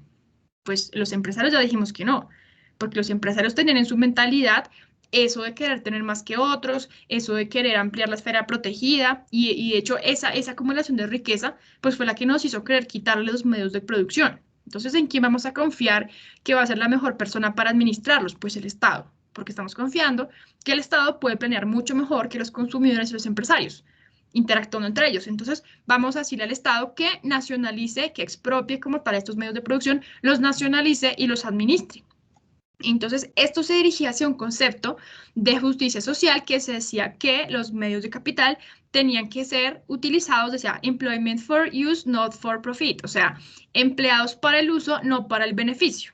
Entonces necesitamos, efectivamente, los bienes de capital nos favorecen mucho, porque multiplicaron el margen de subsistencia, pero no me parece justo que algunas personas que recojan utilidades fruto de utilizar estos medios de estos medios de capital. Entonces, los tenemos que utilizar para el uso, empleo para el uso, no para el beneficio. Ese era el eslogan de los socialistas, ¿sí? Empleo para el uso, no para el beneficio. Entonces lo utilizamos, incrementamos el margen de subsistencia, porque no cabe duda que son muy productivos y producen una mayor cantidad de bienes en una menor cantidad de tiempo, pero no quiero que te lucres de eso. Entonces, para que no te lucres de eso, vamos a entregárselo solamente al Estado, que él es el mejor que les puede utilizar. ¿Listo? Entonces, empezamos a decir que estábamos encaminados a un objetivo económico concebido por la clase gobernante. ¿Sí? Pues porque si yo voy a ser el que voy a tener en mis manos y voy a administrar los medios de capital, entonces quiere decir que hay un objetivo económico preconcebido, que es el Estado y que lo genera ¿quién? El Estado, y es el que dice qué máquinas se usan para producir qué cosas y quién las va a tener en manos para producir qué cosas, vale la redundancia, ¿sí? Entonces estamos hablando como tal ya de un orden dirigido, no de un orden espontáneo en el que las personas utilizaban los bienes que se habían inventado para emplear su esfera protegida y la de los demás, sino un orden dirigido, ¿sí? Surgido desde afuera, no desde adentro, sino desde afuera, ¿listo? El Estado sería quien controlaría las granjas y las plantas, qué se produce, cómo y para quién. Entonces, esto, desde luego, representaba como tal el fin de la propiedad privada y, en términos de Mises, el fin del proceso de mercado. Porque nos dice la única diferencia entre el socialismo, en términos económicos, entre el socialismo y el orden de mercado es el ordenamiento de la propiedad de los medios de producción. Entonces, si se acaba la propiedad privada, se acaba el proceso de mercado. Nos decía como tal Mises, ¿sí? Entonces, cuando decimos que le otorgamos al Estado la capacidad para expropiar y para nacionalizar los medios de producción, estamos entendiendo por qué el socialismo tiene que ver con el colectivismo, ¿sí? Porque el colectivismo es por necesidad un orden teocrático de gobierno, que postula como tal la existencia de una entidad que los individuos están llamados a obedecer. Entonces, el socialismo tiene que ver con el colectivismo porque consideran que el Estado tiene como unos atributos teológicos y en cuanto de bondad, de benevolencia, de omnisciencia, de omnipotencia, hasta acá solo llegaron a confundir con eso en la Unión Soviética. Entonces, es un orden teocrático, un orden de gobierno teocrático. Le atribuimos características teocráticas al gobierno, sí, al Estado como tal. Entonces, consideramos que él es la mejor entidad, la mejor manera de organizar el proceso económico. Entonces, ya le delegamos esta tarea a él y ya no son planeando como tal consumidores y productores intercambiando, interactuando, revelando sus valoraciones subjetivas, sino el comité central. Entonces, en ese sentido, hablamos de que es un orden dirigido. ¿Listo? Ahora, el siguiente detractor de los órdenes espontáneos. Bueno, entonces creo que hasta aquí está supremamente claro porque el socialismo es el principal exponente del constructivismo social en el ámbito de la planificación económica, ¿sí? Ahora, ¿qué pasa con el intervencionismo? El intervencionismo no acaba con el orden de mercado como tal, sino que pretende corregirlo. Entonces, muchas personas tienden a decir que el intervencionismo es una tercera vía. ¿Por qué? Porque reconocen que está bien, el socialismo suprime la iniciativa individual, el socialismo suprime las libertades individuales, no permite mantener despierto este afán de rendimiento personal. Entonces, como intervencionistas, queremos que se mantenga esta iniciativa personal. Entonces, que se puedan recoger las utilidades, que se puedan poner en marcha las propias iniciativas, que se pueda acceder a los mercados, ¿sí? Pero no queremos caer en los excesos del capitalismo. O sea, no queremos que se generen como tal las desigualdades que se generan, valga la redundancia, cuando el Estado no interviene, digamos que en lo más mínimo, en el ordenamiento de los medios de producción. Entonces, no acaba con el orden de mercado, pero pretende corregirlo. Entonces, no somos tan extremos como el socialismo, no somos tan extremos como el orden de mercado. El intervencionismo dice, vamos a estar en un punto medio. ¿Listo? Entonces, somos como el centro, ¿sí? No soy tan exagerado ni para un lado ni para el otro. Eso sostiene el intervencionismo. Y por eso el intervencionismo dice, somos una tercera vía, somos una tercera alternativa. ¿Listo? Aquí dice, bueno, lo que les acabo de decir. Evitar los excesos del capitalismo manteniendo las ventajas de la iniciativa personal que el socialismo no brinda. ¿Sí? Evitar los excesos del capitalismo las desigualdades que se creaban, pero manteniendo las ventajas de la iniciativa personal, la empresarialidad, que el socialismo no brinda. ¿Por qué? Pues porque nos expropiaba como tal los medios de producción y cualquier fruto del ejercicio de la libertad que pudiera ser generadora de desigualdades. En ese sentido, en el intervencionismo, el Estado prohíbe y regula acciones de los empresarios cuando lo considera necesario. Entonces el Estado dice, tiene dos tipos de medidas. Unas medidas que son restricción de la producción y la segunda que son control de precios. Entonces yo como Estado considero que tenemos que producir solamente hasta determinado tope. Porque si producimos hasta determinado tope, va a llegar un momento en que no va a haber más oferta de un bien. Y si no hay más oferta de un bien, pero la demanda sí está creciendo, entonces ¿qué va a pasar? El precio de ese bien va a empezar a crecer. Y vamos a favorecer a determinado grupo de vendedores, ¿sí? Porque si ponemos restricciones a la producción, decimos no se produce hasta más de este punto, entonces en algún momento cuando crezca la demanda y la oferta no pueda crecer, crece el precio del bien específico, ¿sí? Y se favorece a un grupo específico de trabajadores o de productores. También tenemos un control de precios, entonces no se puede cobrar más de este precio o no se puede comprar no se puede cobrar menos de este precio. Entonces, si decimos que no podemos cobrar más de este precio, estamos favoreciendo a un grupo específico de consumidores. Y cuando decimos no se puede cobrar menos de este precio, estamos favoreciendo a un grupo de productores, ¿sí? Entonces, fíjense que como tal el intervencionismo entra y rompe con el sistema de los precios como sistema que surge espontáneamente para canalizar los recursos hacia las diferentes ramas. Porque si pongo un precio mínimo que tengo que pagar por un bien, quiere decir que cualquier precio de ahí para arriba es aceptable y es aceptado. Entonces distorsiona el precio y distorsiona la capacidad de una persona para expresar su valoración subjetiva en ese precio. Porque es que si el precio es más de lo que yo estoy dispuesto a pagar, pero finalmente me toca aceptarlo porque no hay más oferentes en el mercado, entonces ¿yo qué estoy haciendo? Estoy desplazando una capacidad de mi salario, una capacidad de compra hacia una rama específica, ¿sí? Y estoy quitándole capacidad de compra a otra rama que puede satisfacerme de una mejor manera una necesidad. Y esa otra rama que se vio perjudicada se queda pensando, ¿y por qué mis consumidores dejaron de votar por mí en el mercado? ¿Es que acaso estoy haciendo algo mal yo? Y resulta que no. Resulta que hubo una política de intervencionismo de Estado que dijo que el precio mínimo que se podía cobrar para un producto era este, y cualquier precio de ahí para arriba era aceptable. Entonces, los productores específicos pusieron ese precio mínimo, y ese precio mínimo no era el que necesariamente se ajustaba a mi valoración subjetiva. Entonces, tuve que aceptar ese precio porque no había otro oferente en el mercado, entonces desplacé un pedacito de mi salario que antes me gastaba en otro productor y se lo di a este, lo inyecté a este. Entonces se desordenó el mercado, porque entonces ya no sabemos si efectivamente estoy votando por este productor porque efectivamente me satisface y hago lo que yo quiero, sino porque él fijó, o el gobierno junto con él, fijaron un precio mínimo al que yo tenía que pagarles y desvió unos recursos. Entonces, el que mejor satisfacía mis necesidades era el de allí, pero yo necesitaba más esto. Pero también me gustaba lo que estaba produciendo, pero me toca irme por aquí. Entonces, le doy la posibilidad de tener los recursos en las manos a quién? Al empresario favorecido por la política intervencionista, ¿sí? Y el otro se queda sin posibilidades de seguir obteniendo votos en el mercado. Y él dice, ¿por qué? ¿Acaso estoy haciendo algo mal yo? Y no es que tú lo estés haciendo mal, sino que el intervencionismo del Estado desvió como tal el curso que yo le estaba queriendo dar a mi salario, ¿sí? Y así pasa cuando se controlan los precios.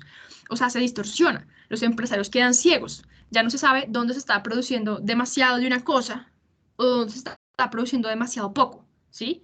Si hay mucha oferta de un producto, ¿el precio qué pasa? Pues está disminuyendo. Y si hay poca oferta, está creciendo. Entonces, un empresario podría derivar de la información de los precios, pues una información que él necesita para saber por qué rama se enfoca, pues hacia qué rama se dirige y hacia dónde empieza entonces a producir. Antes producía tapabocas, ahora están vendiéndose los listerines. Ay, no, yo me voy para los listerines si me empiezo a mover en ese sentido. Entonces, si los precios se distorsionan, los empresarios ya no saben hacia qué ramas que están votando los consumidores con su salario, hacia qué rama le están dando los votos en el mercado, ¿sí? Entonces, por eso el intervencionismo empieza también a ser un problema y ya vamos a ver más adelante cómo podría revelarse como tal el intervencionismo en un ejemplo. Ahora, ¿qué pasa con la... Uy.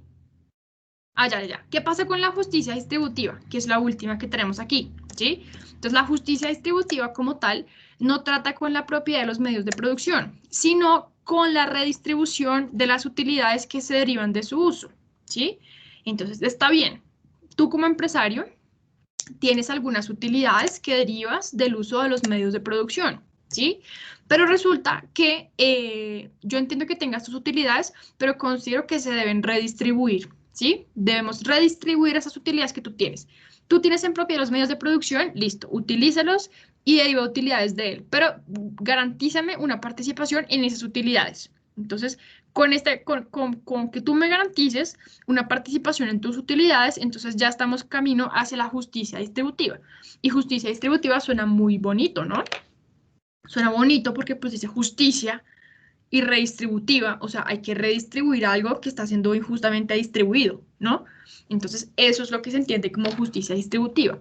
Y surge a partir de una sensación generalizada de una injusta redistribución de la riqueza. Entonces, aquí veníamos a retomar el ejemplo que habíamos visto sobre el Mini Cooper y el carrito de balineras. Entonces, recuerden que yo les dije, ¿qué prefieren ustedes? ¿El Mini Cooper o el carrito de balineras? Bueno, Arturo dijo que el carrito de balineras, ¿cierto? ¿O qué fue lo que tú dijiste, Arturo? Y ya no me acuerdo, profe. ¿Ya no te acuerdas?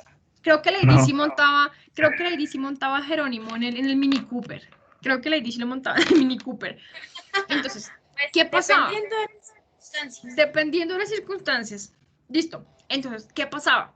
Habíamos dicho, no, es que lo que pasa es que el del Mini Cooper no se esforzó tanto en producirlo como el carrito de balineras.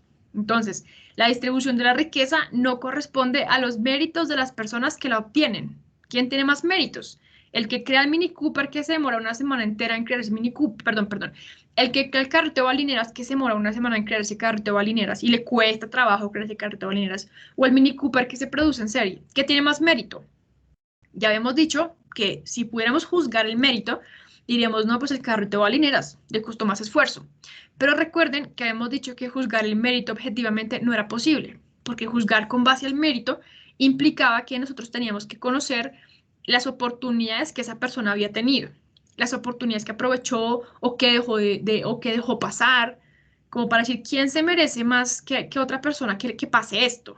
Entonces yo tendría que conocer toda tu historicidad para saber si efectivamente te ha ido tan mal en la vida que te mereces que esto te toque a ti o no, que te ganes esto o que no te lo ganes, ¿sí? O tendría yo que conocer cuánto te costó, tendría que conocer a qué renunciaste para llegar a esto, a qué no renunciaste para saber si efectivamente te mereces o no esto. Entonces dijimos que lo único que podíamos juzgar con certeza era el resultado de la acción de una persona, no el mérito que le costaba adquirirlo, ¿sí? Porque introdujimos también el ejemplo, por ejemplo, de la penicilina con Fleming, ¿sí? Dijimos, la penicilina, ¿cuántas vidas no ha salvado? Pero la penicilina surgió por accidente.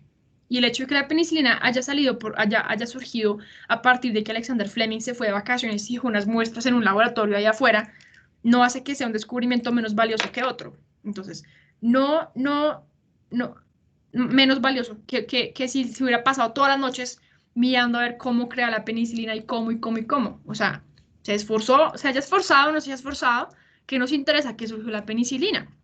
¿Sí? Surgió accidentalmente. Ah, bueno, listo, gracias a Dios surgió así. Pero no es menos valioso porque surgió accidentalmente. Entonces, no valoramos el esfuerzo que le cuesta a una persona producir algo, alcanzar algo, sino efectivamente la acción que resulta de ejecutar determinadas o de vivir bajo determinadas circunstancias, ¿no? Entonces, esta justicia redistributiva surge de esta sensación generalizada. Entonces, ¿por qué el del Mini Cooper gana más plata, el productor de Mini Cooper gana más plata si él no se esfuerza tanto como el que está trabajando en el carrito de balineras? Entonces, si conectamos esta reflexión con el devenir democrático del mercado, podemos decir, bueno, pues entonces no compres el Mini Cooper, compra el carrito de balineras y listo, ¿sí? Y él empieza a otorgar utilidades a la persona del carrito de balineras, punto final, ¿sí? La distribución de la riqueza no corresponde al mérito del esfuerzo realizado. Como consecuencia, hay que redistribuir los ingresos a favor de quienes, en virtud de sus méritos, se consideran merecedores de los beneficios obtenidos por los ricos. Entonces, el ejemplo del Mini Cooper, pues es perfecto, ¿no?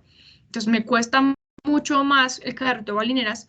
Entonces, vamos a aprovechar que el del Mini Cooper obtiene muchas utilidades y no creo que él tenga méritos para ganarse esas utilidades. Entonces, vamos a transferir como tal al del carrito de las balineras. ¿Listo? Entonces, pregunta. ¿Cuál es el elemento de intersección entre estos tres órdenes dirigidos? ¿Sí? Arturo, por ejemplo. ¿Cuál es el elemento de intersección? O bueno, Lady, el que quiera. Regáleme un segundo, profe, estoy pensando. Arturo, yo estoy pensando que tú no estás en clase.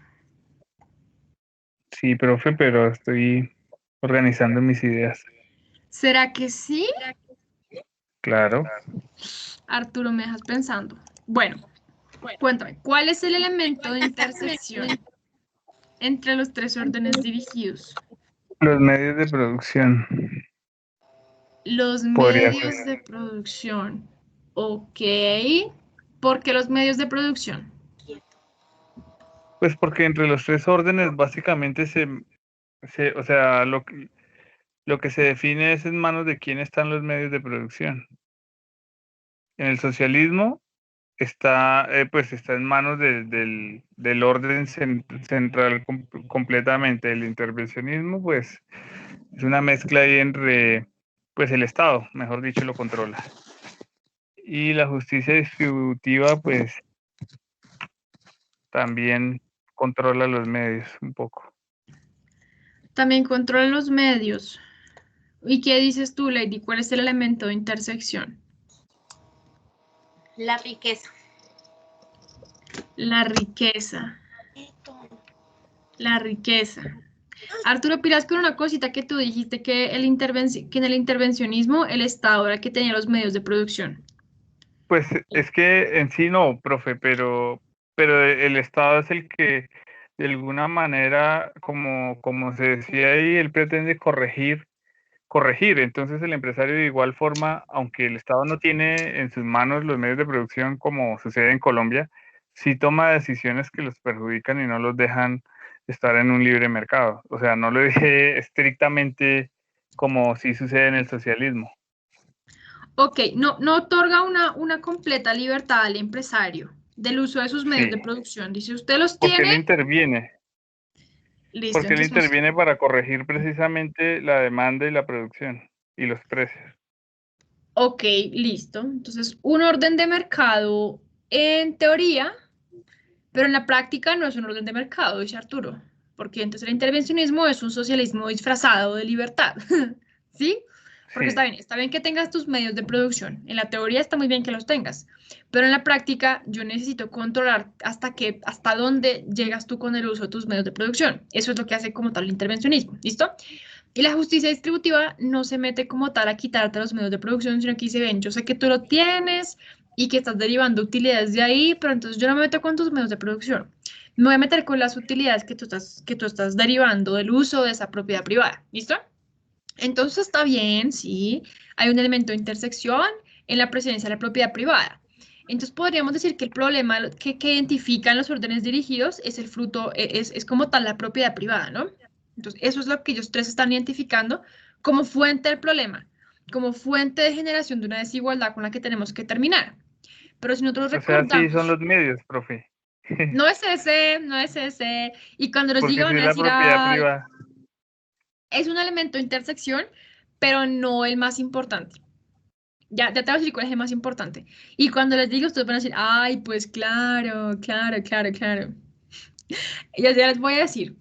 Pero entonces fíjense que el problema que identifican estos tres detractores del orden espontáneo es como tal la propiedad privada, ¿no?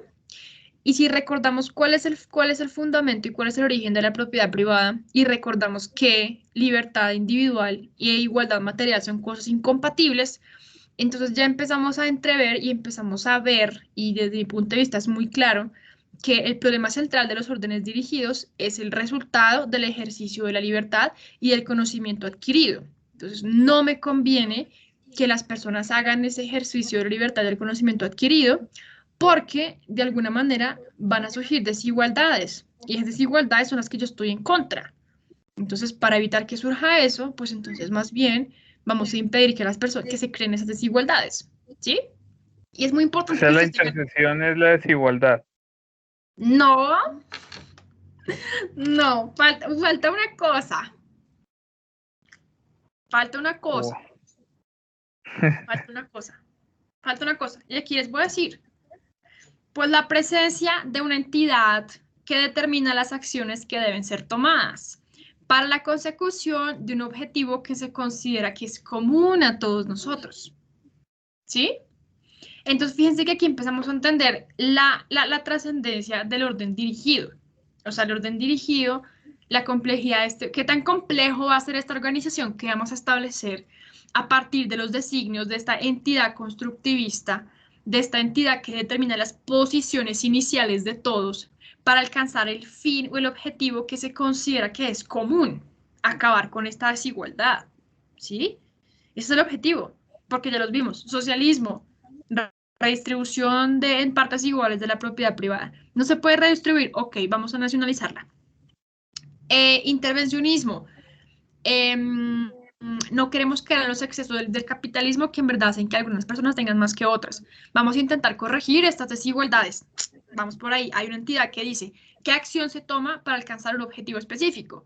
Y en el orden dirigido, ¿qué es lo que se hace? Se condicionan o se posicionan las entidades en unas posiciones iniciales, de tal forma que la interacción guiada de ellos tenga como resultado resulte en el fin que estoy intentando conseguir. Entonces, esa es la complejidad que yo le voy a dar al orden, lo que se tiene que hacer para alcanzar el fin al cual está llamado a alcanzar, que es el que yo como creador le doy, ¿sí? Entonces, el elemento de intersección, el que está presente en los tres, es que estamos confiando en que existe una entidad constructivista que tiene una voluntad y un conocimiento del estado de las cosas superior al de todas las demás personas que están involucradas en el orden. ¿Por qué? Pues porque esa entidad es la que va a decir qué posiciones toman qué personas para alcanzar qué fin. Entonces, ¿qué está pasando? Estamos confiando en que existe una entidad constructivista con una inteligencia superior a la que están las personas que están configurando como tal, lo que en otro momento podría devenir en un orden espontáneo, si esa entidad constructivista no existiera. Si esa entidad constructivista no imprimiera su voluntad en las acciones de quienes configuran el orden, ¿sí? Entonces decimos, ¿sí ven por qué es el elemento de intersección o no? ¿O era muy evidente? Sí, por eso no, es que yo no había entendido como tal, o sea, no lo había enfocado bien, pero sí, o sea, sí es claro que ese era el elemento, mejor dicho. Ah, ok. ¿Y Lady? ¿Qué dices, Lady? ¿Si era evidente o no era evidente? Pues, profe, sí lo era, pero la verdad no lo había sobreanalizado hasta ese punto. Ah, ok. Ok, listo. Entonces, ¿qué pasa? Con este elemento de intersección, lo que deviene es que la sociedad quede dividida en dos grupos, los gobernantes y los gobernados, ¿sí? Gobernantes y gobernados. ¿Y quiénes son los gobernantes? Los gobernantes son esa entidad, esa voluntad constructivista que imprime su voluntad en las demás personas, en las demás posiciones de quienes configuran el orden, para decir cómo se mueven, hacia dónde se mueven, para alcanzar el fin que le estoy atribuyendo y que le estoy imprimiendo yo como entidad que estamos suponiendo que tiene un mejor conocimiento del estado de las cosas y una mejor voluntad de toda la voluntad que podrían tener las personas que están aquí, que son como tal la clase gobernada, ¿sí? En ese sentido, decimos que la sociedad ya no está constituida por hombres libres que cooperan mutuamente para la consecución de sus fines particulares, ¿sí? Entonces, ¿qué atributos tiene la clase gobernante? Pues es benevolente y es omnisciente. Y en cuanto consideramos que es benevolente y que es omnisciente, en ese sentido, pues vamos a permitir que nos diga hacia dónde nos debemos mover. Vamos a permitir que nos diga cuáles son las posiciones iniciales que debemos tomar, porque yo sé que él se inventó y él se craneó un fin mucho más importante a que el que yo pudiera empezar a pensar que yo tenía, ¿sí? Porque bueno, si hay un fin mucho más importante que el mío, pues entonces lo mejor pues es empezar a buscar cómo se consigue ese fin más importante, ¿no? Y entonces ese fin más importante me dicen que lo tiene esta entidad constructivista. Y yo confío en esa entidad constructivista porque es benevolente. Entonces lo que voy a hacer es que pues mis acciones se las voy a entregar a él. Esta libertad individual que me pesa tanto de no saber qué hacer con ella, pues se la voy a entregar a él y que él me diga cómo me voy a mover para alcanzar el fin que él me dijo que era el que teníamos que apuntarle, porque yo confío en que ese fin es mucho más importante que el que yo podría llegar a alcanzar, ¿sí? Entonces confiamos en esa clase gobernante, confiamos en que tiene un mejor conocimiento del estado de las cosas que el que cada uno de nosotros a partir de conocer la parcelita del orden social que le corresponde podría tener, ¿sí? En ese sentido, Profe, dime, Arturo. yo ahí tengo una duda porque, por ejemplo, o sea que tú estás de acuerdo, en Latinoamérica se ha dado el fenómeno de que no hay casi ingenieros, no hay carreras como más técnicas, sino como artes, las personas estudian artes, cosas por ese estilo. Pero si de alguna manera precisamente lo que hace estos detractores del orden espontáneo es controlar hacia dónde se va. Yo creo que, no sé, pero se me hace que el mercado no, o por lo menos en Latinoamérica difícilmente no ha podido organizar eso. Todavía se estudian carreras muy encaminadas hacia las artes. No tengo nada en contra de eso, pero sí creo que se requieren carreras muy técnicas que puedan aportar a la producción. Pero Arturo, no entiendo por qué lo conectas con los órdenes dirigidos y el mercado, ¿en qué sentido? Pues, por ejemplo, en cuanto a que, o sea, yo odio al sistema chino, pero, por ejemplo, allí de alguna forma se le dice a las personas qué necesitan o qué se debe estudiar porque es la necesidad que hay en ese momento. O sea, se controla, hay un orden, se controla mediante una mezcla ahí como de socialismo, pero se controla. En cambio, en Latinoamérica no. Y hay una ineficiencia también porque no hay carreras, o sea, hay un déficit de profesionales en estas áreas, por ejemplo. Mira, otro que tú me hiciste recordar, yo muchísimo antes de estudiar, digamos que estos temas del constructivismo y todo, yo, es más, estaba como en séptimo de economía y yo tuve una profesora pues que admiro y que valoro muchísimo, pues que ya tenía sus años también y ella era también como muy dada a los modelos matemáticos, a entender la economía a partir de las funciones. Y entonces un día conversando con ella sobre un proyecto que había, yo no me acuerdo que estamos hablando, ella me dijo algo que a mí me marcó y en ese momento a mí se me revolvió todo y yo sentí algo como que, uy, esto no encaja, esto no me encaja. Yo no sabía por qué. Ya con el tiempo que empecé a estudiar, dije, claro, por eso fue que esto no me encajó. Es una bobadita, pero yo dije, uy, pero me movió todo. Yo dije, pero ¿qué está hablando la profe? Y yo sentí como, uy, ¿qué es esto?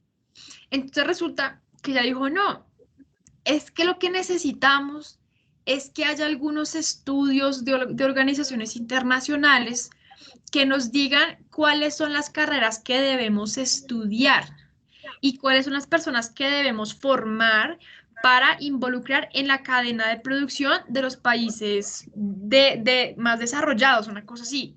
Entonces, para que podamos seguir el modelo de desarrollo de otras economías, o sea, un discurso así, y a mí se me revolvió todo, y yo dije, pero ¿cómo me están diciendo esto? O sea, yo decía, pero ¿por qué no me cuadra esto? Y yo dije, claro, porque cuando a mí me vienen a decir, es que lo que tú tienes que estudiar pues para que surja todo es ingeniería aeronáutica.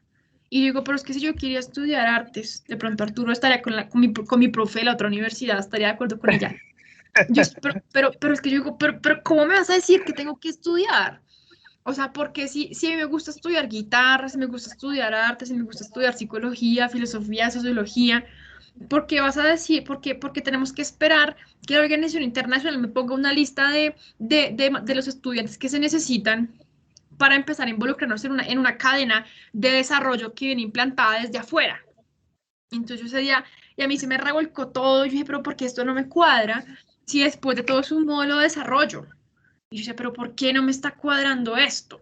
Y yo decía, pues claro, si alguien de afuera, un orden constructivista, me dice, lo que tienen que estudiar en Colombia y en Latinoamérica es esto, esto, esto y esto, esto.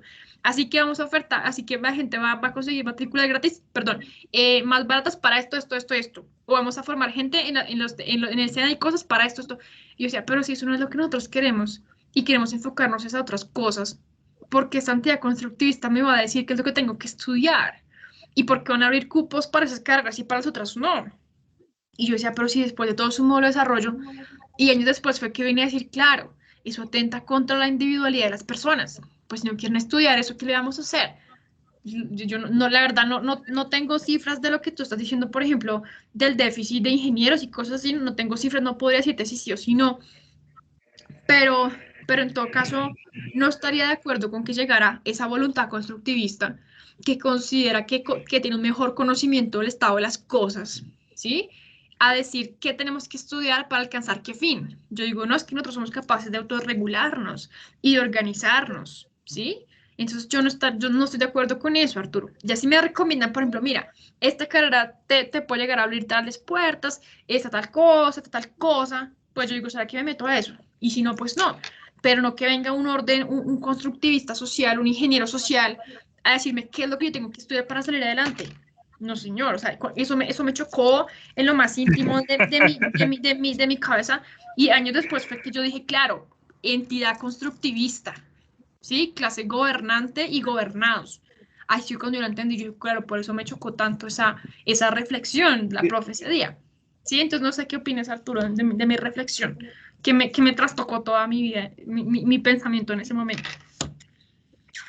Pues lo que pasa es que yo lo digo porque me leí unos articulitos y me leí dentro de uno de ellos, uno de, él es también, pues está a favor del libre mercado de Buchanan, pero precisamente él hablaba sobre la crisis de Argentina y él dice que la crisis de Argentina en gran proporción, y ahí tiene sus cálculos estadísticos y todo, Sí. pero él dice que a pesar de que, por ejemplo, en Argentina hay la facilidad de estudiar, hay muchos administradores, pero ellos se dedican más como a observar las noticias, pero no están capacitados para tomar verdaderas decisiones. Y eso ha ayudado a que Argentina también esté en la crisis en la que está. Ujú. Y, y, a, Exactamente. ni- y a nivel latinoamericano, en realidad, excepto a pues, Brasil, que es una potencia, y que pues Brasil tiene profesionales que gracias a la industria también han podido desarrollarse porque allí digamos que hay la posibilidad de que se ponga en práctica más lo que se aprende en Ujú. comparación a Colombia, donde tú haces un doctorado y ni siquiera una maestría, no tienes el convenio con el sector privado para que te paguen y te dejen desarrollar ahí como tu investigación. Allá sí, pero a nivel Latinoamérica precisamente existe ese problema. Y yo no sé, o sea, no quiero ser ignorante también en el tema, pero es que, o sea, a mí me encanta el libre mercado, sí me encanta, por el hecho de que se puede desarrollar la empresarialidad humana y etcétera. Pero creo también que hay algunas carreras que verdaderamente no aportan, o sea, estas carreras sí sirven por el hecho de que al fin y al cabo, aunque no aporte a la producción, puede que sí aporte, es una persona igual que consume, ¿no? Algo Ujú. consumirá. Pero yo no sé si verdaderamente se pueda desarrollar o lograr un nivel de desarrollo, por ejemplo, si en Colombia todos estudiáramos puras artes y cosas así, no sé, no sé. Pues es que, Arturo, ¿sabes yo qué siento? O qué pienso de lo que tú estás diciendo? Que, que tú vas como muy por el camino del constructivismo, porque tú de alguna manera piensas que, que hay algunas profesiones o hay algunas carreras que no se deberían estudiar porque no aportan. Pero mira que yo soy, digamos que muy insistente en esto y tú pues sí, pero ¿por qué hiciste tanto la profe en esto? O sea, yo digo, somos una múltiple y en eso consiste como tal la visión de la economía a partir del desarrollo humano. O sea, las personas, cada una de las personas tiene como unas potencialidades diferentes, unos intereses diferentes y en esa diferencia todos nos complementamos entre nosotros. Que para todos estudiando arte, pues quién hace las galletas, quién hace el pan, ¿sí? Pero mira que lo que hace que una sociedad sea más próspera que otra no es que unos estudien arte y otros no, sino que, ¿te acuerdas que una vez les contaba que en la medida en que la sociedad como tal empiece a demandar gente más capacitada, pues vamos a darnos cuenta que tenemos que ir avanzando más y más y más. Entonces, si nos ponemos a quejarnos, porque, por ejemplo, las personas que estaban en los centros comerciales antes encargadas de levantar la barrita por donde pasaban los carros, Si las reemplazamos por máquinas, generamos desempleo. Pues sí, hay unas personas que se quedaron sin trabajo, pero nos damos cuenta que el mercado está demandando personas que hagan algo más que levantar una barrita para que pasen los carros. Entonces empezamos a movernos y decir, bueno, ¿hacia dónde nos vamos a dirigir? ¿Qué otras cosas voy a estudiar? ¿Qué otras oportunidades hay de aplicar mis conocimientos? Más que levantar una barrita para que pasen los carros, más que hacer como un ticket de carro, de parqueadero, devolver las vueltas y poner sellito y tenga, sellito, tenga, sellito, tenga. En la medida en que esas ocupaciones se puedan, por decirlo así, automatizar, mecanizar, sí, automatizar a partir de los medios de capital, pues nos vamos a ir moviendo hacia un mercado laboral que va a demandar mejores capacidades y personas más capacitadas. Y a partir de que la gente pueda elegir qué es lo que quiere hacer, hacia dónde se quiere enfocar, pues va a poderse meter a las carreras que tú dices, a ingenierías, otros dirán como medicina, otros se quedan también por el arte. O sea, en medio de esa diferencia que somos todos nos complementamos y eso es lo que permite el orden social, Arturo. O sea, que la sociedad depende de las alternativas de todos, de todos, de todos, de todos. Entonces, no es que los que estudian arte, ¿en qué están viviendo en la vida de ellos, en su historicidad, en su individualidad. Otras personas con unas aspiraciones, no sé, de ingeniería biomédica, lo que sea, se irán a estudiar esas cosas. Pero la medida en que la sociedad demande personas más capacitadas y que tengan como aspiraciones a superarse y que se garanticen efectivamente estas posibilidades de uno plantearse mejores perspectivas, pues funciona y ahí avanzamos. No impuesto como entonces usted ingeniero, usted biomédico, usted químico, usted petróleos, no, sino que cada uno pueda elegir a partir de la vocación en la que tú no crees, Arturo. Esa vocación en la que tú no crees. Es que por eso yo tengo ahí surge el vacío, porque yo no, o sea, ustedes saben que para mí la vocación es otra cosa, Mm. pero sin embargo, por eso digo yo, profe, que yo no he podido tomar una postura. Hay cosas, a mí no me gusta completamente el intervencionismo, tampoco el libre mercado me genera algunas dudas, por ejemplo, lo que yo siempre he pensado, si de alguna manera no se hubiese dado el intervencionismo, probablemente estaríamos trabajando 12 horas o más porque los empresarios así lo quisieran. Entonces, esos son los vacíos que yo tengo y que no termino de convencerme totalmente con el libre mercado, aunque es lo que más se aproxima a mi pensamiento, el libre mercado. Es que Evidentemente el intervencionismo no, porque se genera una corrupción ahí como la que tenemos acá en Colombia entre gobierno y empresarios que no dejan que los demás surjan. Pero mira que, y con eso terminamos, porque mira, o sea, no es que sea perfecto, hay excluidos, hay injusticias, pero es la manera humana más factible y menos imperfecta de lograr superar el problema de la economía. No es perfecto, y todo lo que tú dices es verdad, hay un mundo de imperfecciones, pero es un invento humano, es una cosa creada a partir de personas humanas con limitaciones, con pasiones, con alegrías, con tristezas. Y en cuanto a eso, pues hay excluidos, hay injusticias, hay cosas que no funcionan, pero la medida en que podemos mitigar esas oportunidades para que no funcione, pues va a ser menos malo. Es el menos malo, no es el bueno, es el menos malo, porque también es malo. Sí, ¿Sí? estamos de acuerdo. Estamos de acuerdo. Estamos de acuerdo. Y Jerónimo está trasnochando, Lady. Hola, Jerónimo, muestran otra vez. Es que es el que me gusta a mí de él, esta partecita. Los ojos. Acá lo estamos La profe viendo. está encantada viendo a Jerónimo. Es que me parece demasiado lindo, pero le estoy viendo solamente la cabecita. Acá lo Jerónimo, estamos viendo. ¿a mí no? No. Ay, Yo, tan lindo, a mí me encanta. Tan lindo, Lady, pero no le ha crecido el pelo. Pobrecito, le da frío. Sí le ha pero crecido yo no porque lo veo. yo lo ¿Cómo dejé, que no lo ves? Ahí yo lo dejé está. calvito, calvito, calvito, ¿cierto? Peloncito, peloncito. Es demasiado lindo. A mí me gusta esta parte de acá. Esta parte me parece súper linda. Es como toda expresiva, eres muy expresivo. Qué lindo, Lady. Me gusta mucho. Tu hijito es muy lindo. Es muy necio. Y ahí Quieto. está trasnochando. Bueno, bueno, entonces yo creo que por hoy podemos dejar hasta acá. ¿Listo? Y entonces la próxima semana nos vemos. Bueno, Vale, que descansen. bueno, chao. Cuídense mucho. Chao, que Chao, tengan buena noche. Jerónimo. Chao. Qué lindo. Chao, cuídense mucho. Chao, chao.